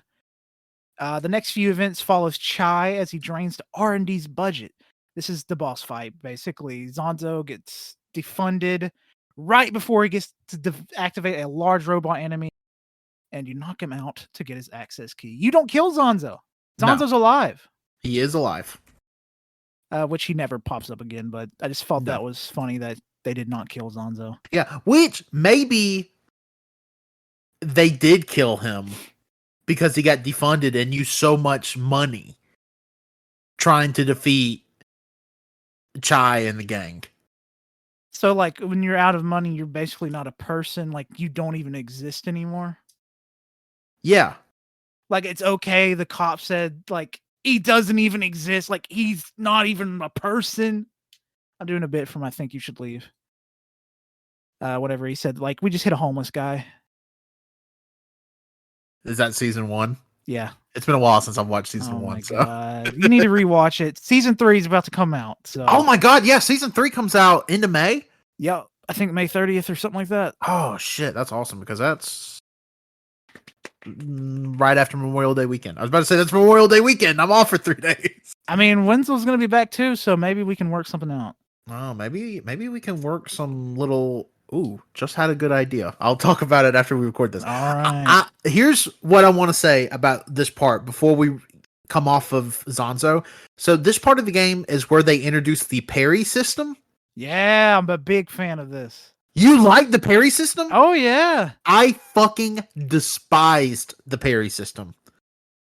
I did not like it. I think. Well, okay, let me rephrase. I think for the bigger enemies, where it's a lot of stuff and you just kind of have to sort of be passable at it is fine. But like the little turrets that you have to be exact fucking suck. Yeah, those were a little hard. It was very annoying. I think I probably died at them like 3 or 4 times. Ooh. But it was really annoying. Like, and it held up for most of the game. The parry system was probably the one thing combat-wise was not a fan of. Like, did not like it. Like, I actively, every time there was a parrying part, until probably the last 2 or 3 levels of the game, I was like, fuck that. I did not look forward to the parries at all. Yeah, I will say the parries, when you didn't hit them, fucking suck. But when you did hit them, it felt amazing. Yeah, when you hit a parry, it's just like, dude, thank Christ.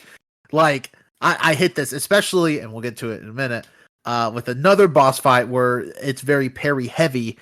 Like every time hitting those, it like felt so good, felt clean. But with regular enemies, I didn't really like it. And then after a while, like they introduced several enemy types that they never really say, hey, you're gonna have to parry them at the end if you want to kill them faster.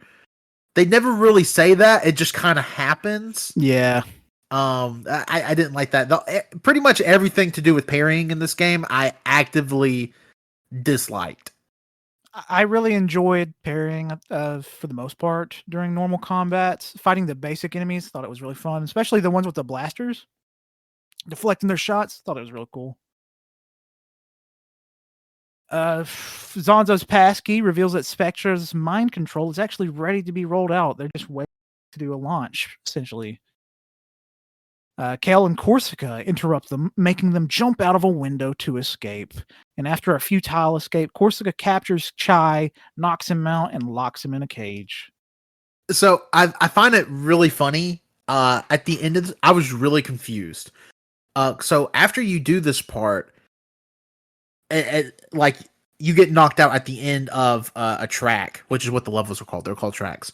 And you wake up or before you start the new track, you're in the hideout again. So you can like buy shit, do your upgrades, whatever. And I'm like, did I miss a cutscene? Did we already escape? Like what happened? And Colt has it here. There's a fun bit where you are back in the main base where everyone is telling you to snap out of it, and 808 is doing a little jazzy dance. Let me tell you, I lost my shit when 808 was doing that little dance. It was so fucking cute and funny. I love it so much. And like, if you go around the base talking to the people, you can like actually ask them like, "Hey, didn't we like? I thought we were back there." And they're like, "Oh, it's best not to talk about it.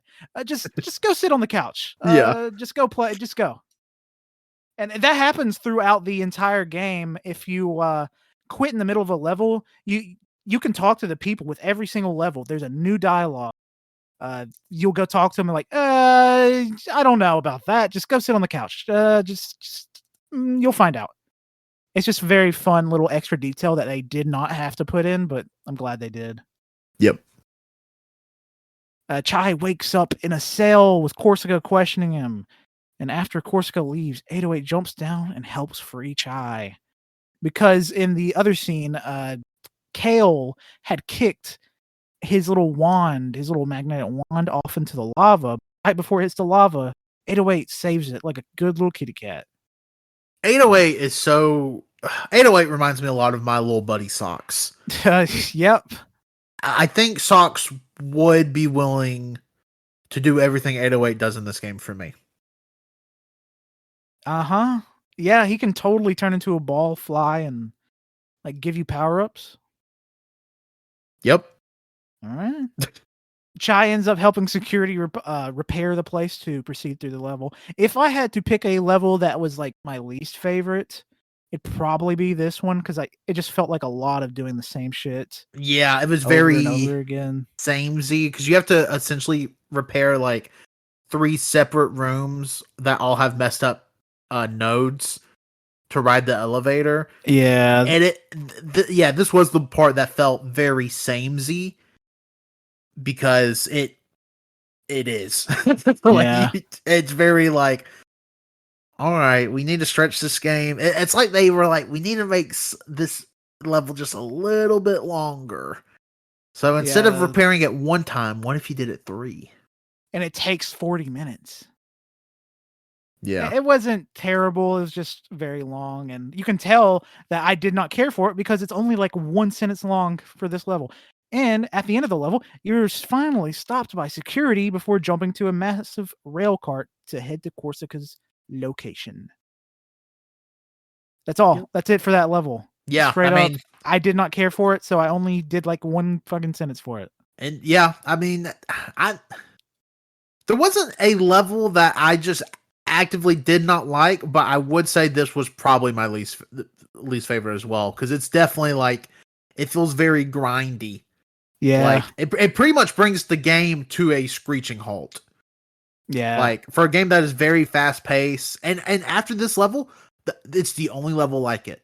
Yep. It makes no sense. Like the rest of the game is just like go go go go, and it's just like this one part that they're like, well, okay, we need you to slow the fuck down.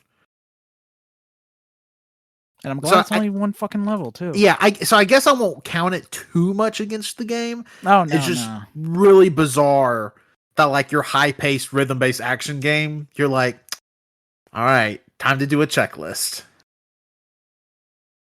No, thank you. Yeah, no, thank you. On the way to Corsica, it's revealed that you're going to need to talk to her to try to get her passkey instead of fighting. Trying to reason with her because she's slowly finding out. Yeah, on the way to Corsica, she's revealed to be looking to Spectra herself after talking to Chai, because he said, maybe you should look into it. Yeah, and it's very much so, like, even before this, the characters are like, Corsica seems weird. They're like, maybe she's like us. Like, it's really weird that they're just like, we could probably convert her. And you know what? Maybe they could. I mean, maybe a group of ragtag little team can do anything. You got 808, the brains of the operation. You got Peppermint. You got Chai. You got Macaron. You got Cinnamon. Cole, I want to ask, was there anything you could find why several characters in this game were named after food? I did not think about it until now. Because I was thinking about it at the end of the game. You have Kale, you have Chai, Peppermint, you have Chai, you have Macaron, you have Cinnamon. But it's that's the only ones really, but those are main characters. Yeah, all main characters. I mean, why are characters named after food in Hi-Fi Rush? It could just be for fun. Like, I mean, that's what Toriyama did with Dragon Ball, but with Japanese words. Yeah, I mean, I guess you're right.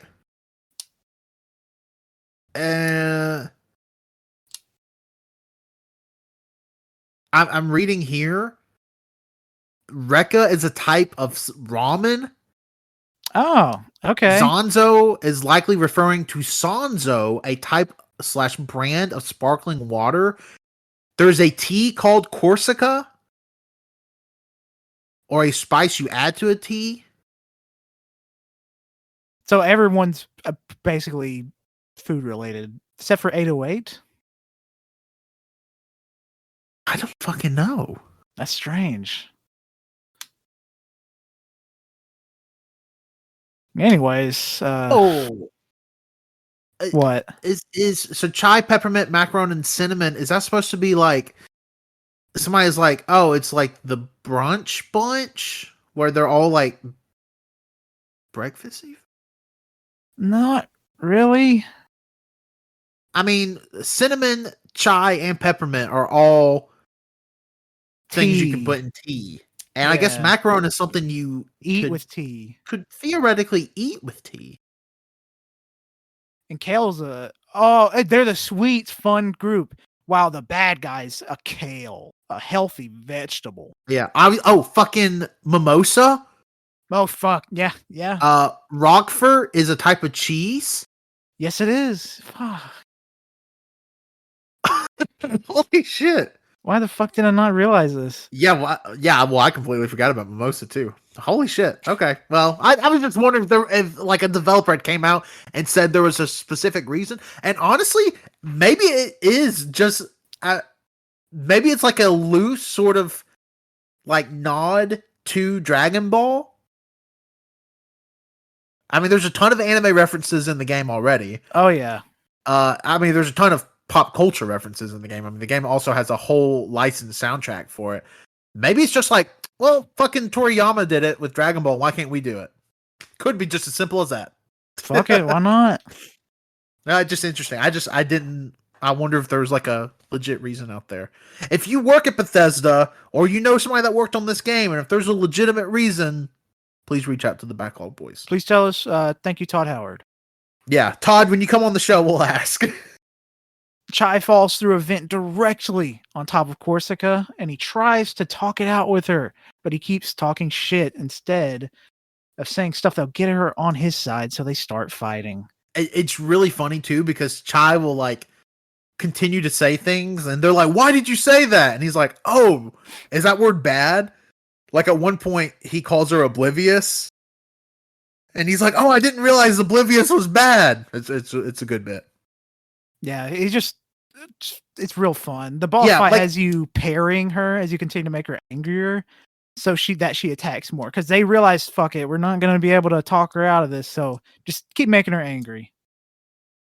Yeah, so you're pretty much at some point they're like, well, you can't talk her out of it, so just tire her out essentially and make her so tired she wants to quit. Yeah. And that's pretty much exactly what happens. The fight ends with you knocking her out and trying to escape with her to the hideout. On the way out, Chai slams her head into multiple walls on the way to another massive rail car. And there's a bit where he's slamming her head on the walls, and he makes sure not to hit her head on the wall or a door. But during doing so, he took too long to walk through the door that it shuts on her head. So it's just a fun little bit. Yeah. Corsica's definitely the butt of some jokes. Yeah, she's got brain damage now. Yeah. To prove that she's got brain damage, Corsica joins your side after Kale finds out she was snooping through Spectra files. Kale sends a massive rail riding robot to kill you both, shooting a massive cannon, destroying the rail cart, and knocking you both off into the abyss. And Corsica is revealed in the base with a new robotic parts because she's wounded so badly. She basically got Iron Man'd. Yes, she got Iron Man hearted. What, Colt? It was because he got the Iron Man heart. Because his heart's got fucked up in the movie. But yeah, she got Iron Man hearted. Yeah.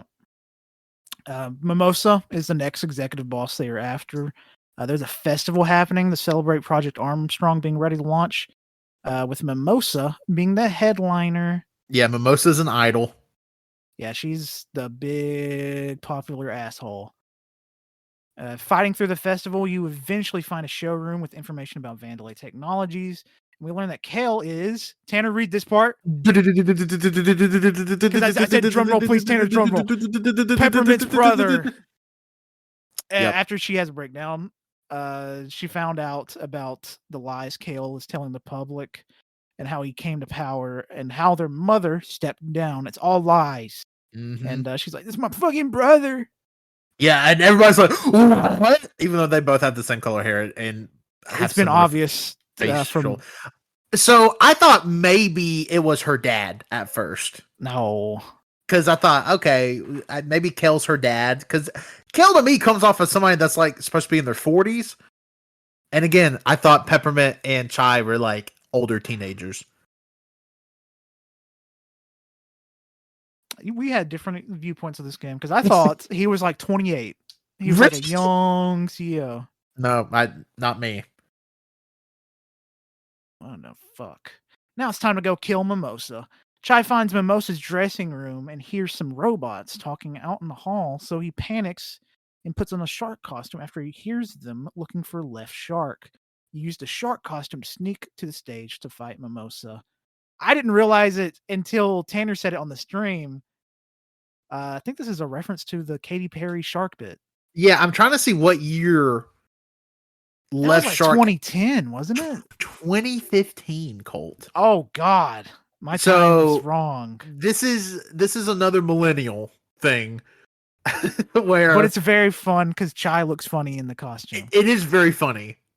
It's so weird because Left Shark is the one that's like actually the one that went viral and stuff. Yeah. So it's very funny to me that 8 years later, they're like, I think it's time to bring Left Shark back. And they did. Maybe in 2017, they thought that Left Shark was going to become such a like pop cultural touchstone. Yeah. That people would be like, fuck yeah. But like watching it, I was playing it and they're like, Chai, get in the Left Shark costume. Like they specifically call it the Left Shark costume. And you're like, what?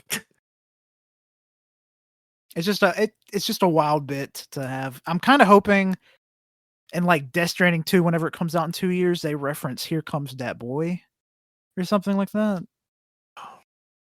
Do you think that would be the meme that Kojima put in Death Stranding 2? No, it'd probably be like My Name Jeff. You think Kojima would put in My Name Jeff?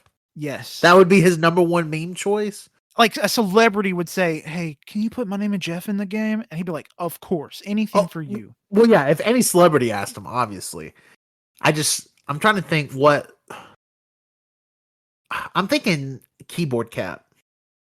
Okay, Keyboard Cat would be pretty epic. You know, I can actually see that. It'd be like the before times.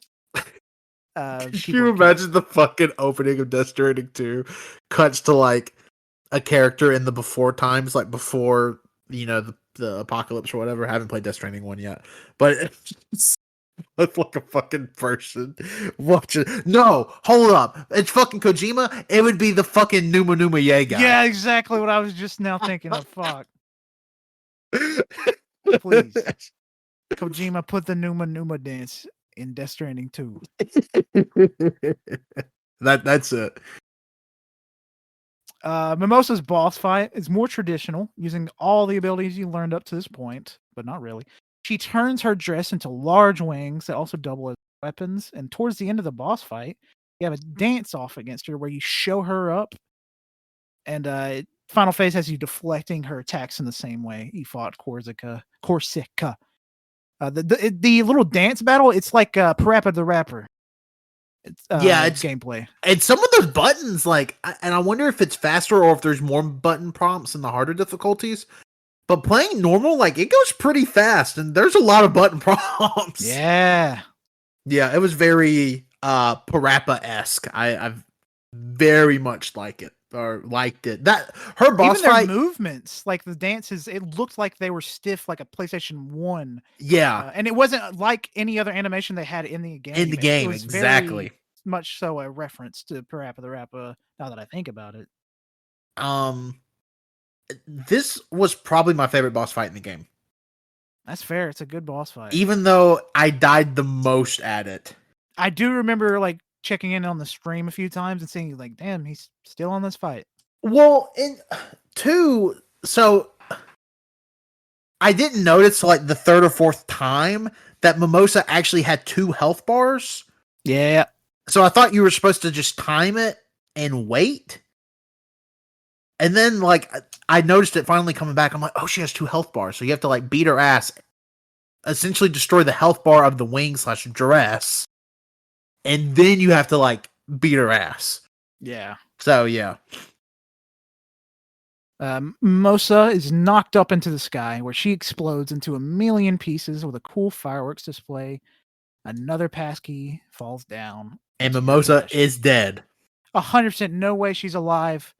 Technically, she does not explode into a million pieces.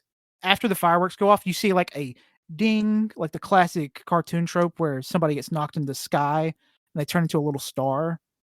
So I'm thinking she went to space and she's dying from oxygen loss. Yeah. Yeah.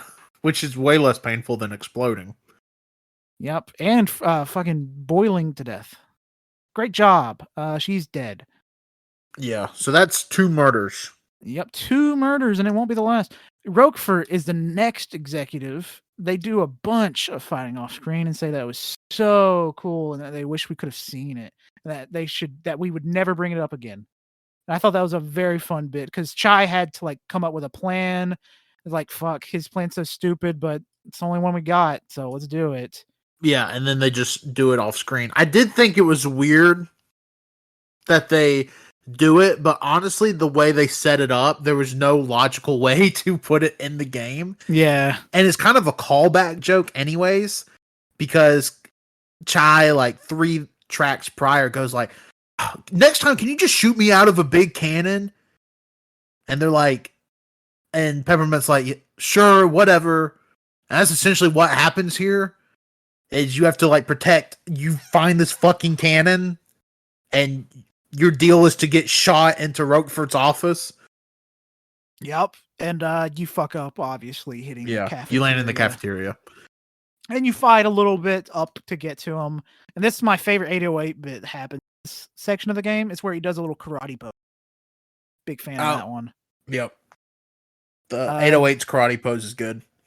After a little bit, Roquefort invites you directly to him so that he could deal with you directly instead of throwing underlings at you, because time is money, baby. Mm-hmm. Roquefort is... Would you say Roquefort's the oldest character in the game? Probably Roxanne. But well, besides Roxanne.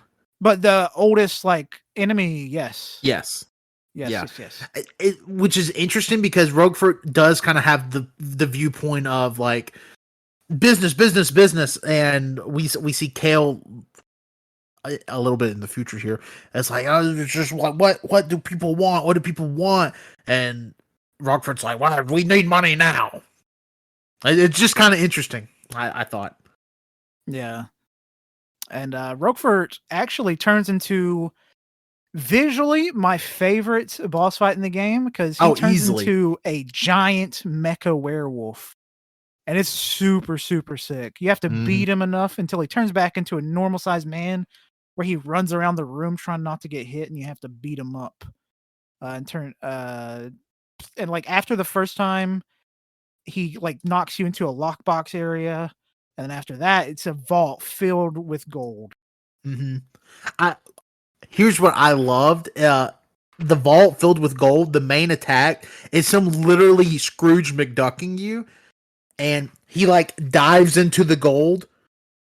And he pops out to get you. And you have to like get him to land on a fist. But like the animation of him diving into the gold is fucking Scrooge McDuck.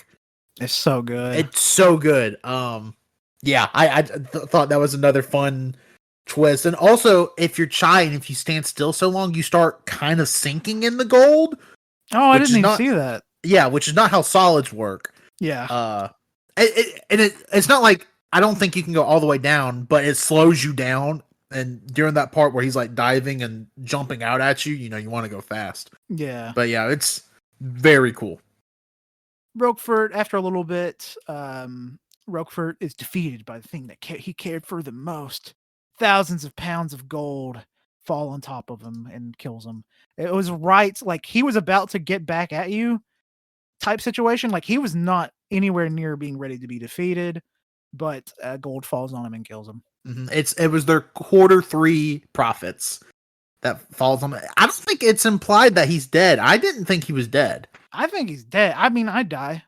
I think he was knocked out because again, we see that he can dive through the mountains and mountains of gold. That's true. So I just assumed it knocked him out. I didn't get the impression that it killed him. Well, we didn't see him at the end of the game, so I'm going to say dead. Sure. I mean, that's possible. Oh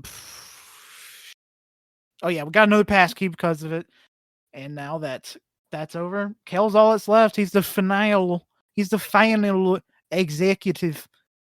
And the gang rushes to Kel's office where they find Roxanne instead of Kel. Everyone is freaked out by this, like, oh my god, Roxanne, what the hell are you doing here? I thought it would be Kel.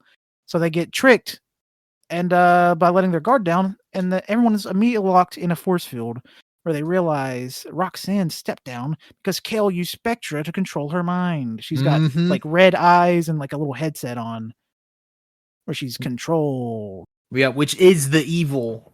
Everybody that wears a headset is evil. Yep. Bluetooth earpieces, satanic. Yep. Not satanic, evil. I mean, satanic's not evil, so yeah, you're right. Kel's plan was to use Spectra to make people buy Vandalay products through the mind control. Very simple, but he's an evil man. He doesn't care. And during this next scene, Chai uses the power of his MP3 player heart to break the barrier with the power of synchronization with the beat and friendship. Basically, yes. Exactly I really love this part because it shows Macaron giving him words of encouragement, Corsica giving him words of encouragement, and it gets to Cinnamon's part, and Cinnamon's just like, "Oh, Chai, you wear such cool pants," and Chai goes, "That works too," and you're doing all these button prompts to break through the force field. Yeah, I will not. I did fuck up on this one a few times. I also fucked up on this one a few times. It's a little hard getting these buttons just right. Yeah, and it's long too. The Corsica part isn't too long. The Macaron part's a little longer. The cinnamon part's a little longer. But the peppermint part is long. Yeah, and very, very easy to fuck up. I honestly think about halfway through peppermint's part, it kind of just automatically does it for you because I definitely fucked up, but it said I passed it, so. Maybe you fucked up too much for yep, you got it. Yeah, maybe they're like, we got to help this guy out. And now that the force field's gone, it's time to hunt Kel down and cut off his feet. On the way to Kel, you find Zonzo's massive robot that was finished by Kel and is trying to stop you. This is the biggest enemy in the entire game. It's pretty damn sick. Oh my god, Colt, you didn't even talk about the most... Never mind. I lied. What? Never mind. Nothing. Okay. I was skipping ahead. You defeat the giant robot by chopping its arm off, while Cinnamon gets his only playable segment in the entire game. Cinnamon runs over to the severed arm and connects it to his arm, while everyone picks it up and aims it at the massive robot.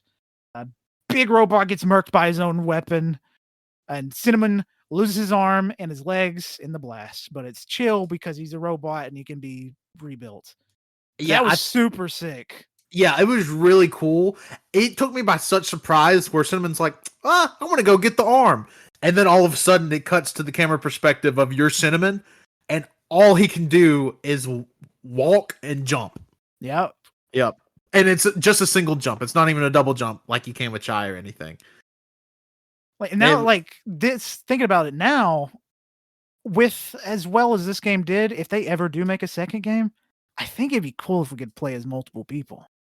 Oh yeah, definitely. Like if you get to play, or maybe not make it multiplayer. I don't know if that would work, but maybe do it where instead of like calling the characters in to do stuff, like maybe those segments are a little more meaty and like, oh, Peppermint's here because maybe she's like mastered the AI technology. I think that'd be really cool because all Corsica, Macaron, and Peppermint all have very unique styles. Like Peppermint is range, has a gun. Macaron, obviously, bruiser, has a melee, and Corsica has a staff.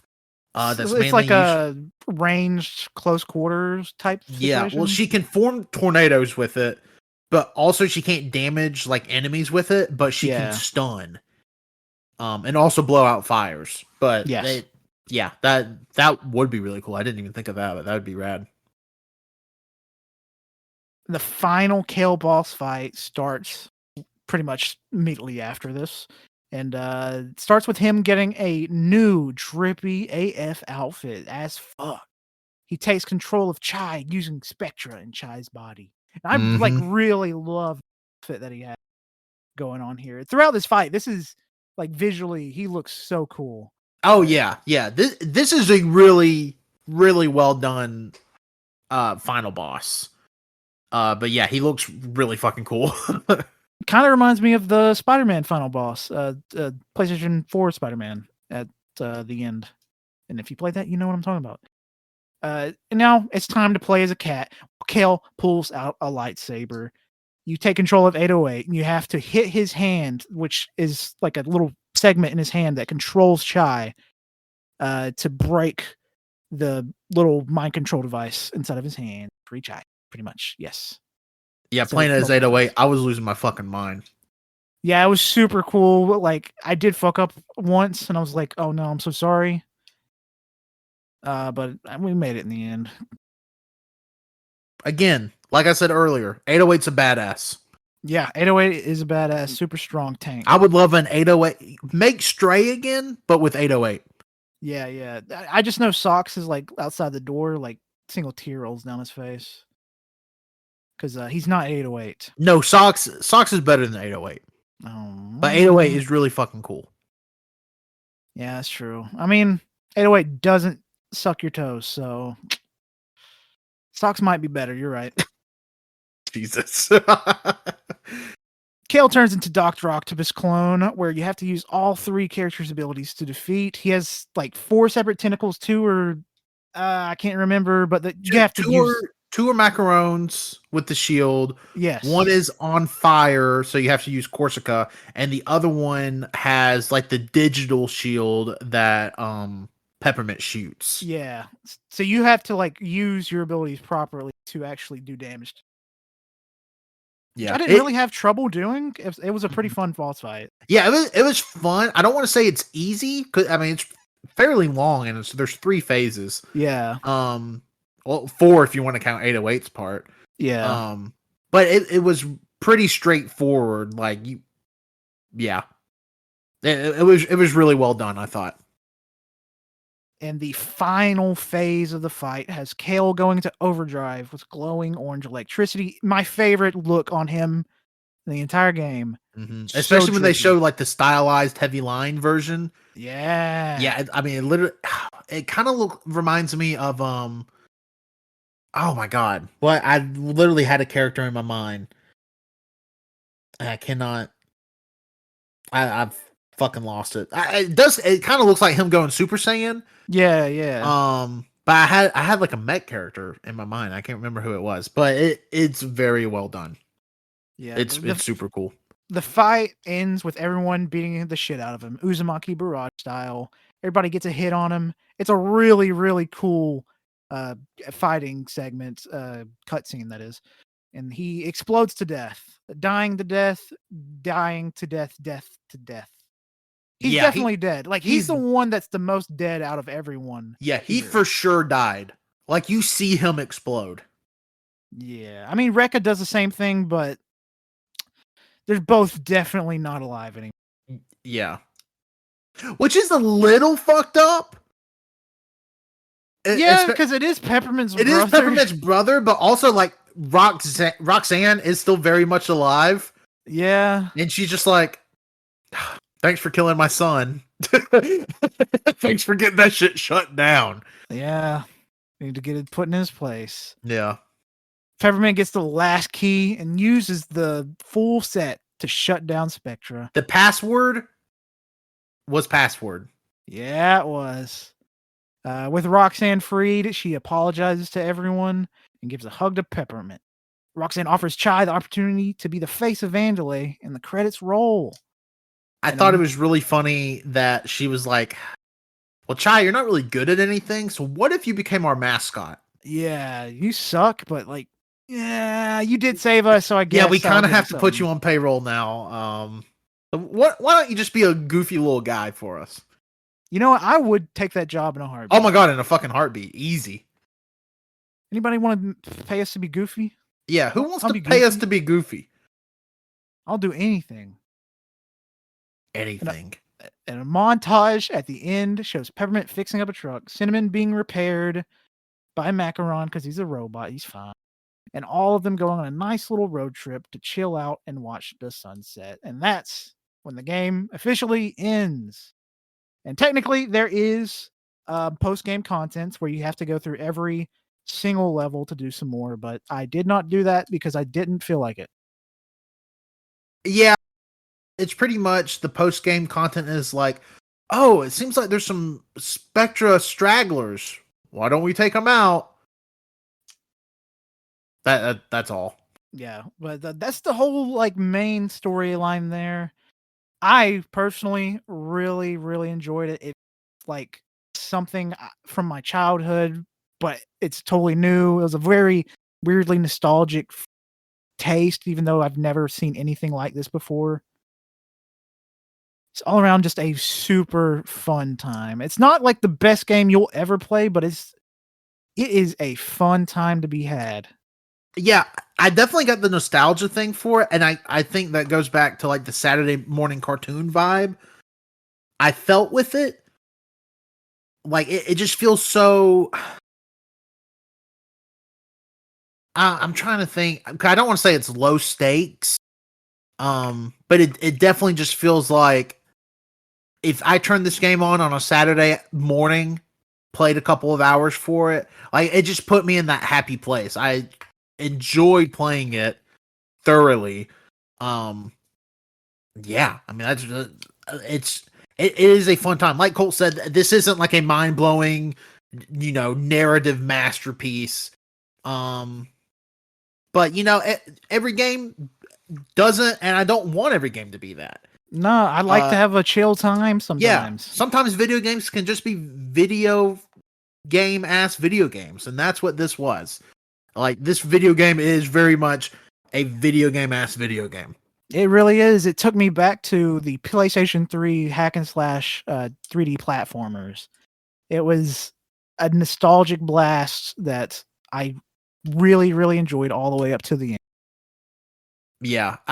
And again, I wonder if maybe too, like some of that nostalgia comes from the design, how colorful it is, how goofy it is. It really, I mean, coming from us, at this point, I'm coming up on 30, and Colt's soon to be 25. Nope, 24. Well, you are soon to be 25. I meant I'm not even 24 yet. I know. Well, I'm not 28 or 29 yet, but I am coming up on 30. I know when you were born, motherfucker. All right, bitch. But yeah, it's very much like it just takes us back like 10, 15 years to like what. I mean, we watch a lot of cartoons now. Yeah, but, that's not much is different. Yeah, not much is different. I would actually maybe argue we watch more now. Yeah, you're right, actually. But it definitely brings you back to like turning on WB Kids like on a Saturday morning. And it's like, oh, here's I don't know what it is about it. Like you're exactly right. It's the Saturday morning cartoon of video games. And you know what?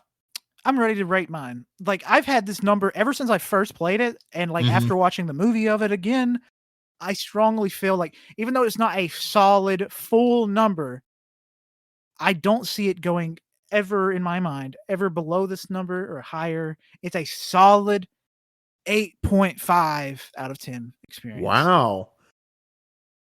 Colt, prepare to have your mind blown. Okay. Because I'm also at an 8.5 for it. Oh my God. Again, this is like the second time we've done this before. Yeah. Again, and really what's holding it back for me for being a 9 is I really much did not like the parry system. That's fair. Just was not a fan of it. I actively did not like it. And the one level that just feels grindy, like you can cut out that whole part of the game, and this game is still perfectly fine. This game is still an 8.5 to 10.5, 11-hour game. Still perfectly fine. And doesn't grind the game to a halt. But I would go with 8.5 on it. Original soundtrack is amazing.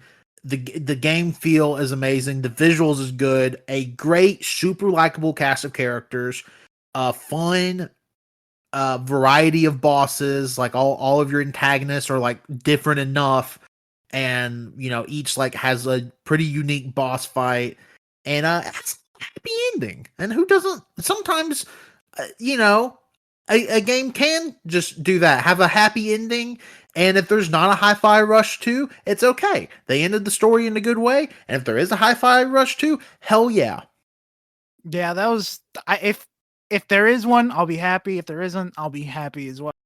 Yep. It's fine. Because this was a great experience, and like it's not going anywhere. It's an Xbox game. They're going to port this to the Xbox Series Z. So we're going to be fine there.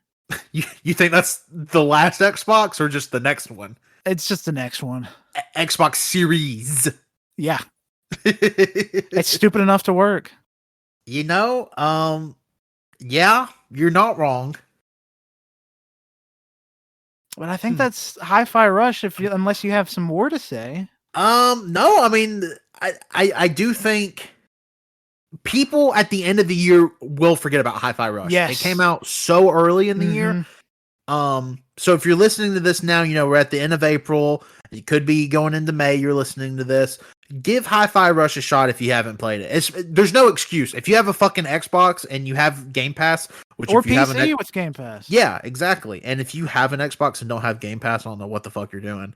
That's just strange. Yeah, that is weird. You owe it to yourself to play this game, because I think at least try it out. Because, it may not be for everybody, because it is a little weird. It is a rhythm-based action game with some heavy platforming. But give it a shot. Again, I really don't want this game to be lost when we come up into December or into January, February of next year with Game of the Year stuff. Yeah. Just because it came out it came out the third week of the year. Definitely give it a shot.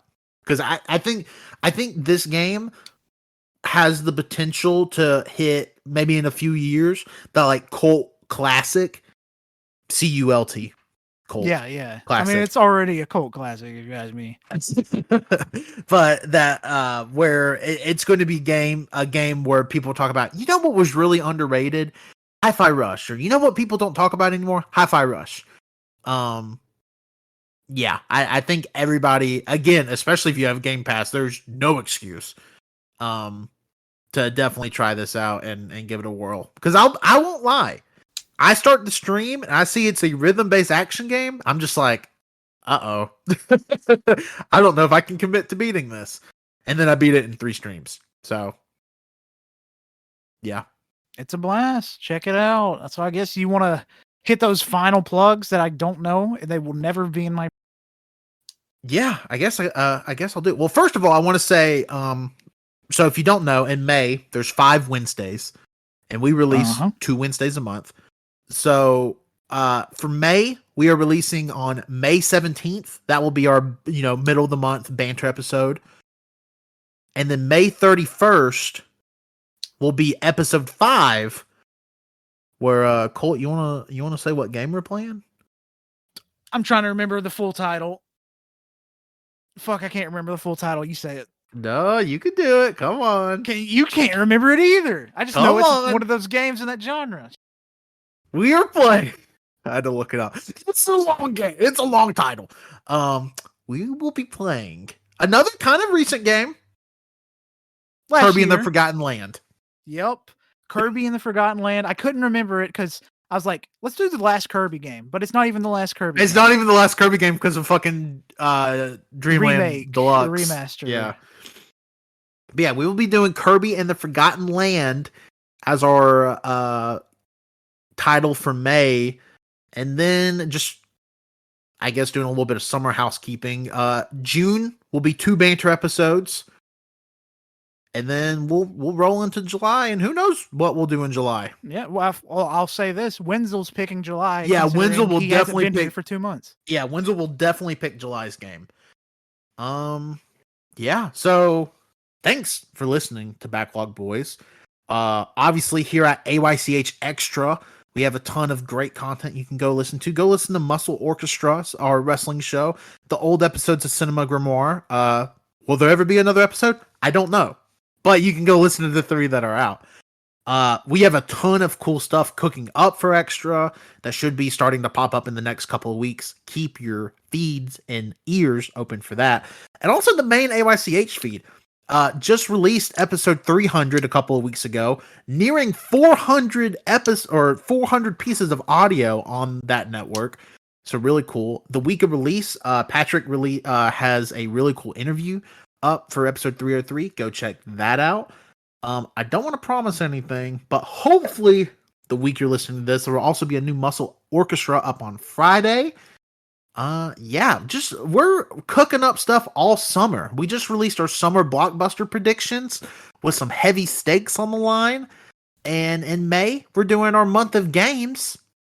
So yeah, I mean, it's just fun stuff all around. It really is. Hop on the ride. We got some really cool shit planned for the summer, and even in May, have some cool stuff that just needs some last second materialization to happen. So check that out. But if you want to stay tuned for all that, follow AYCH Podcast on Twitter. That will be the first place you hear news for any and all of our shows, the stuff.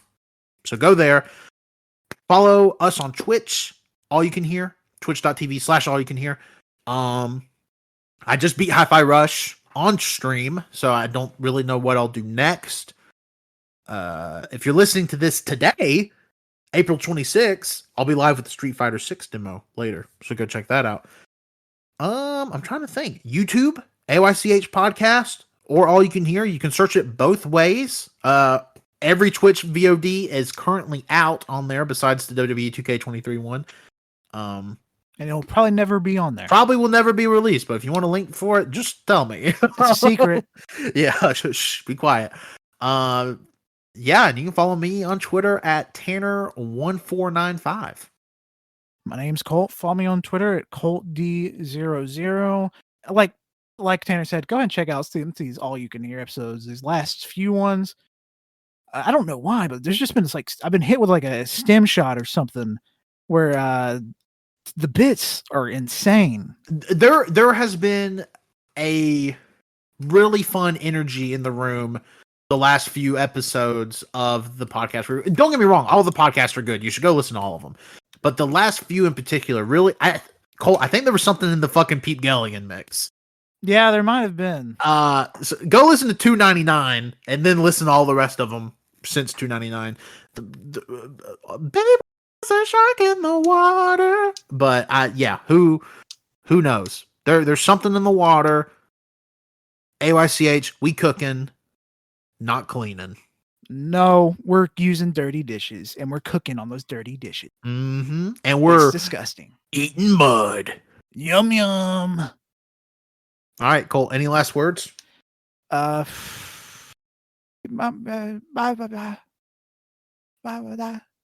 End it. You want me to end it? Yes. Bang.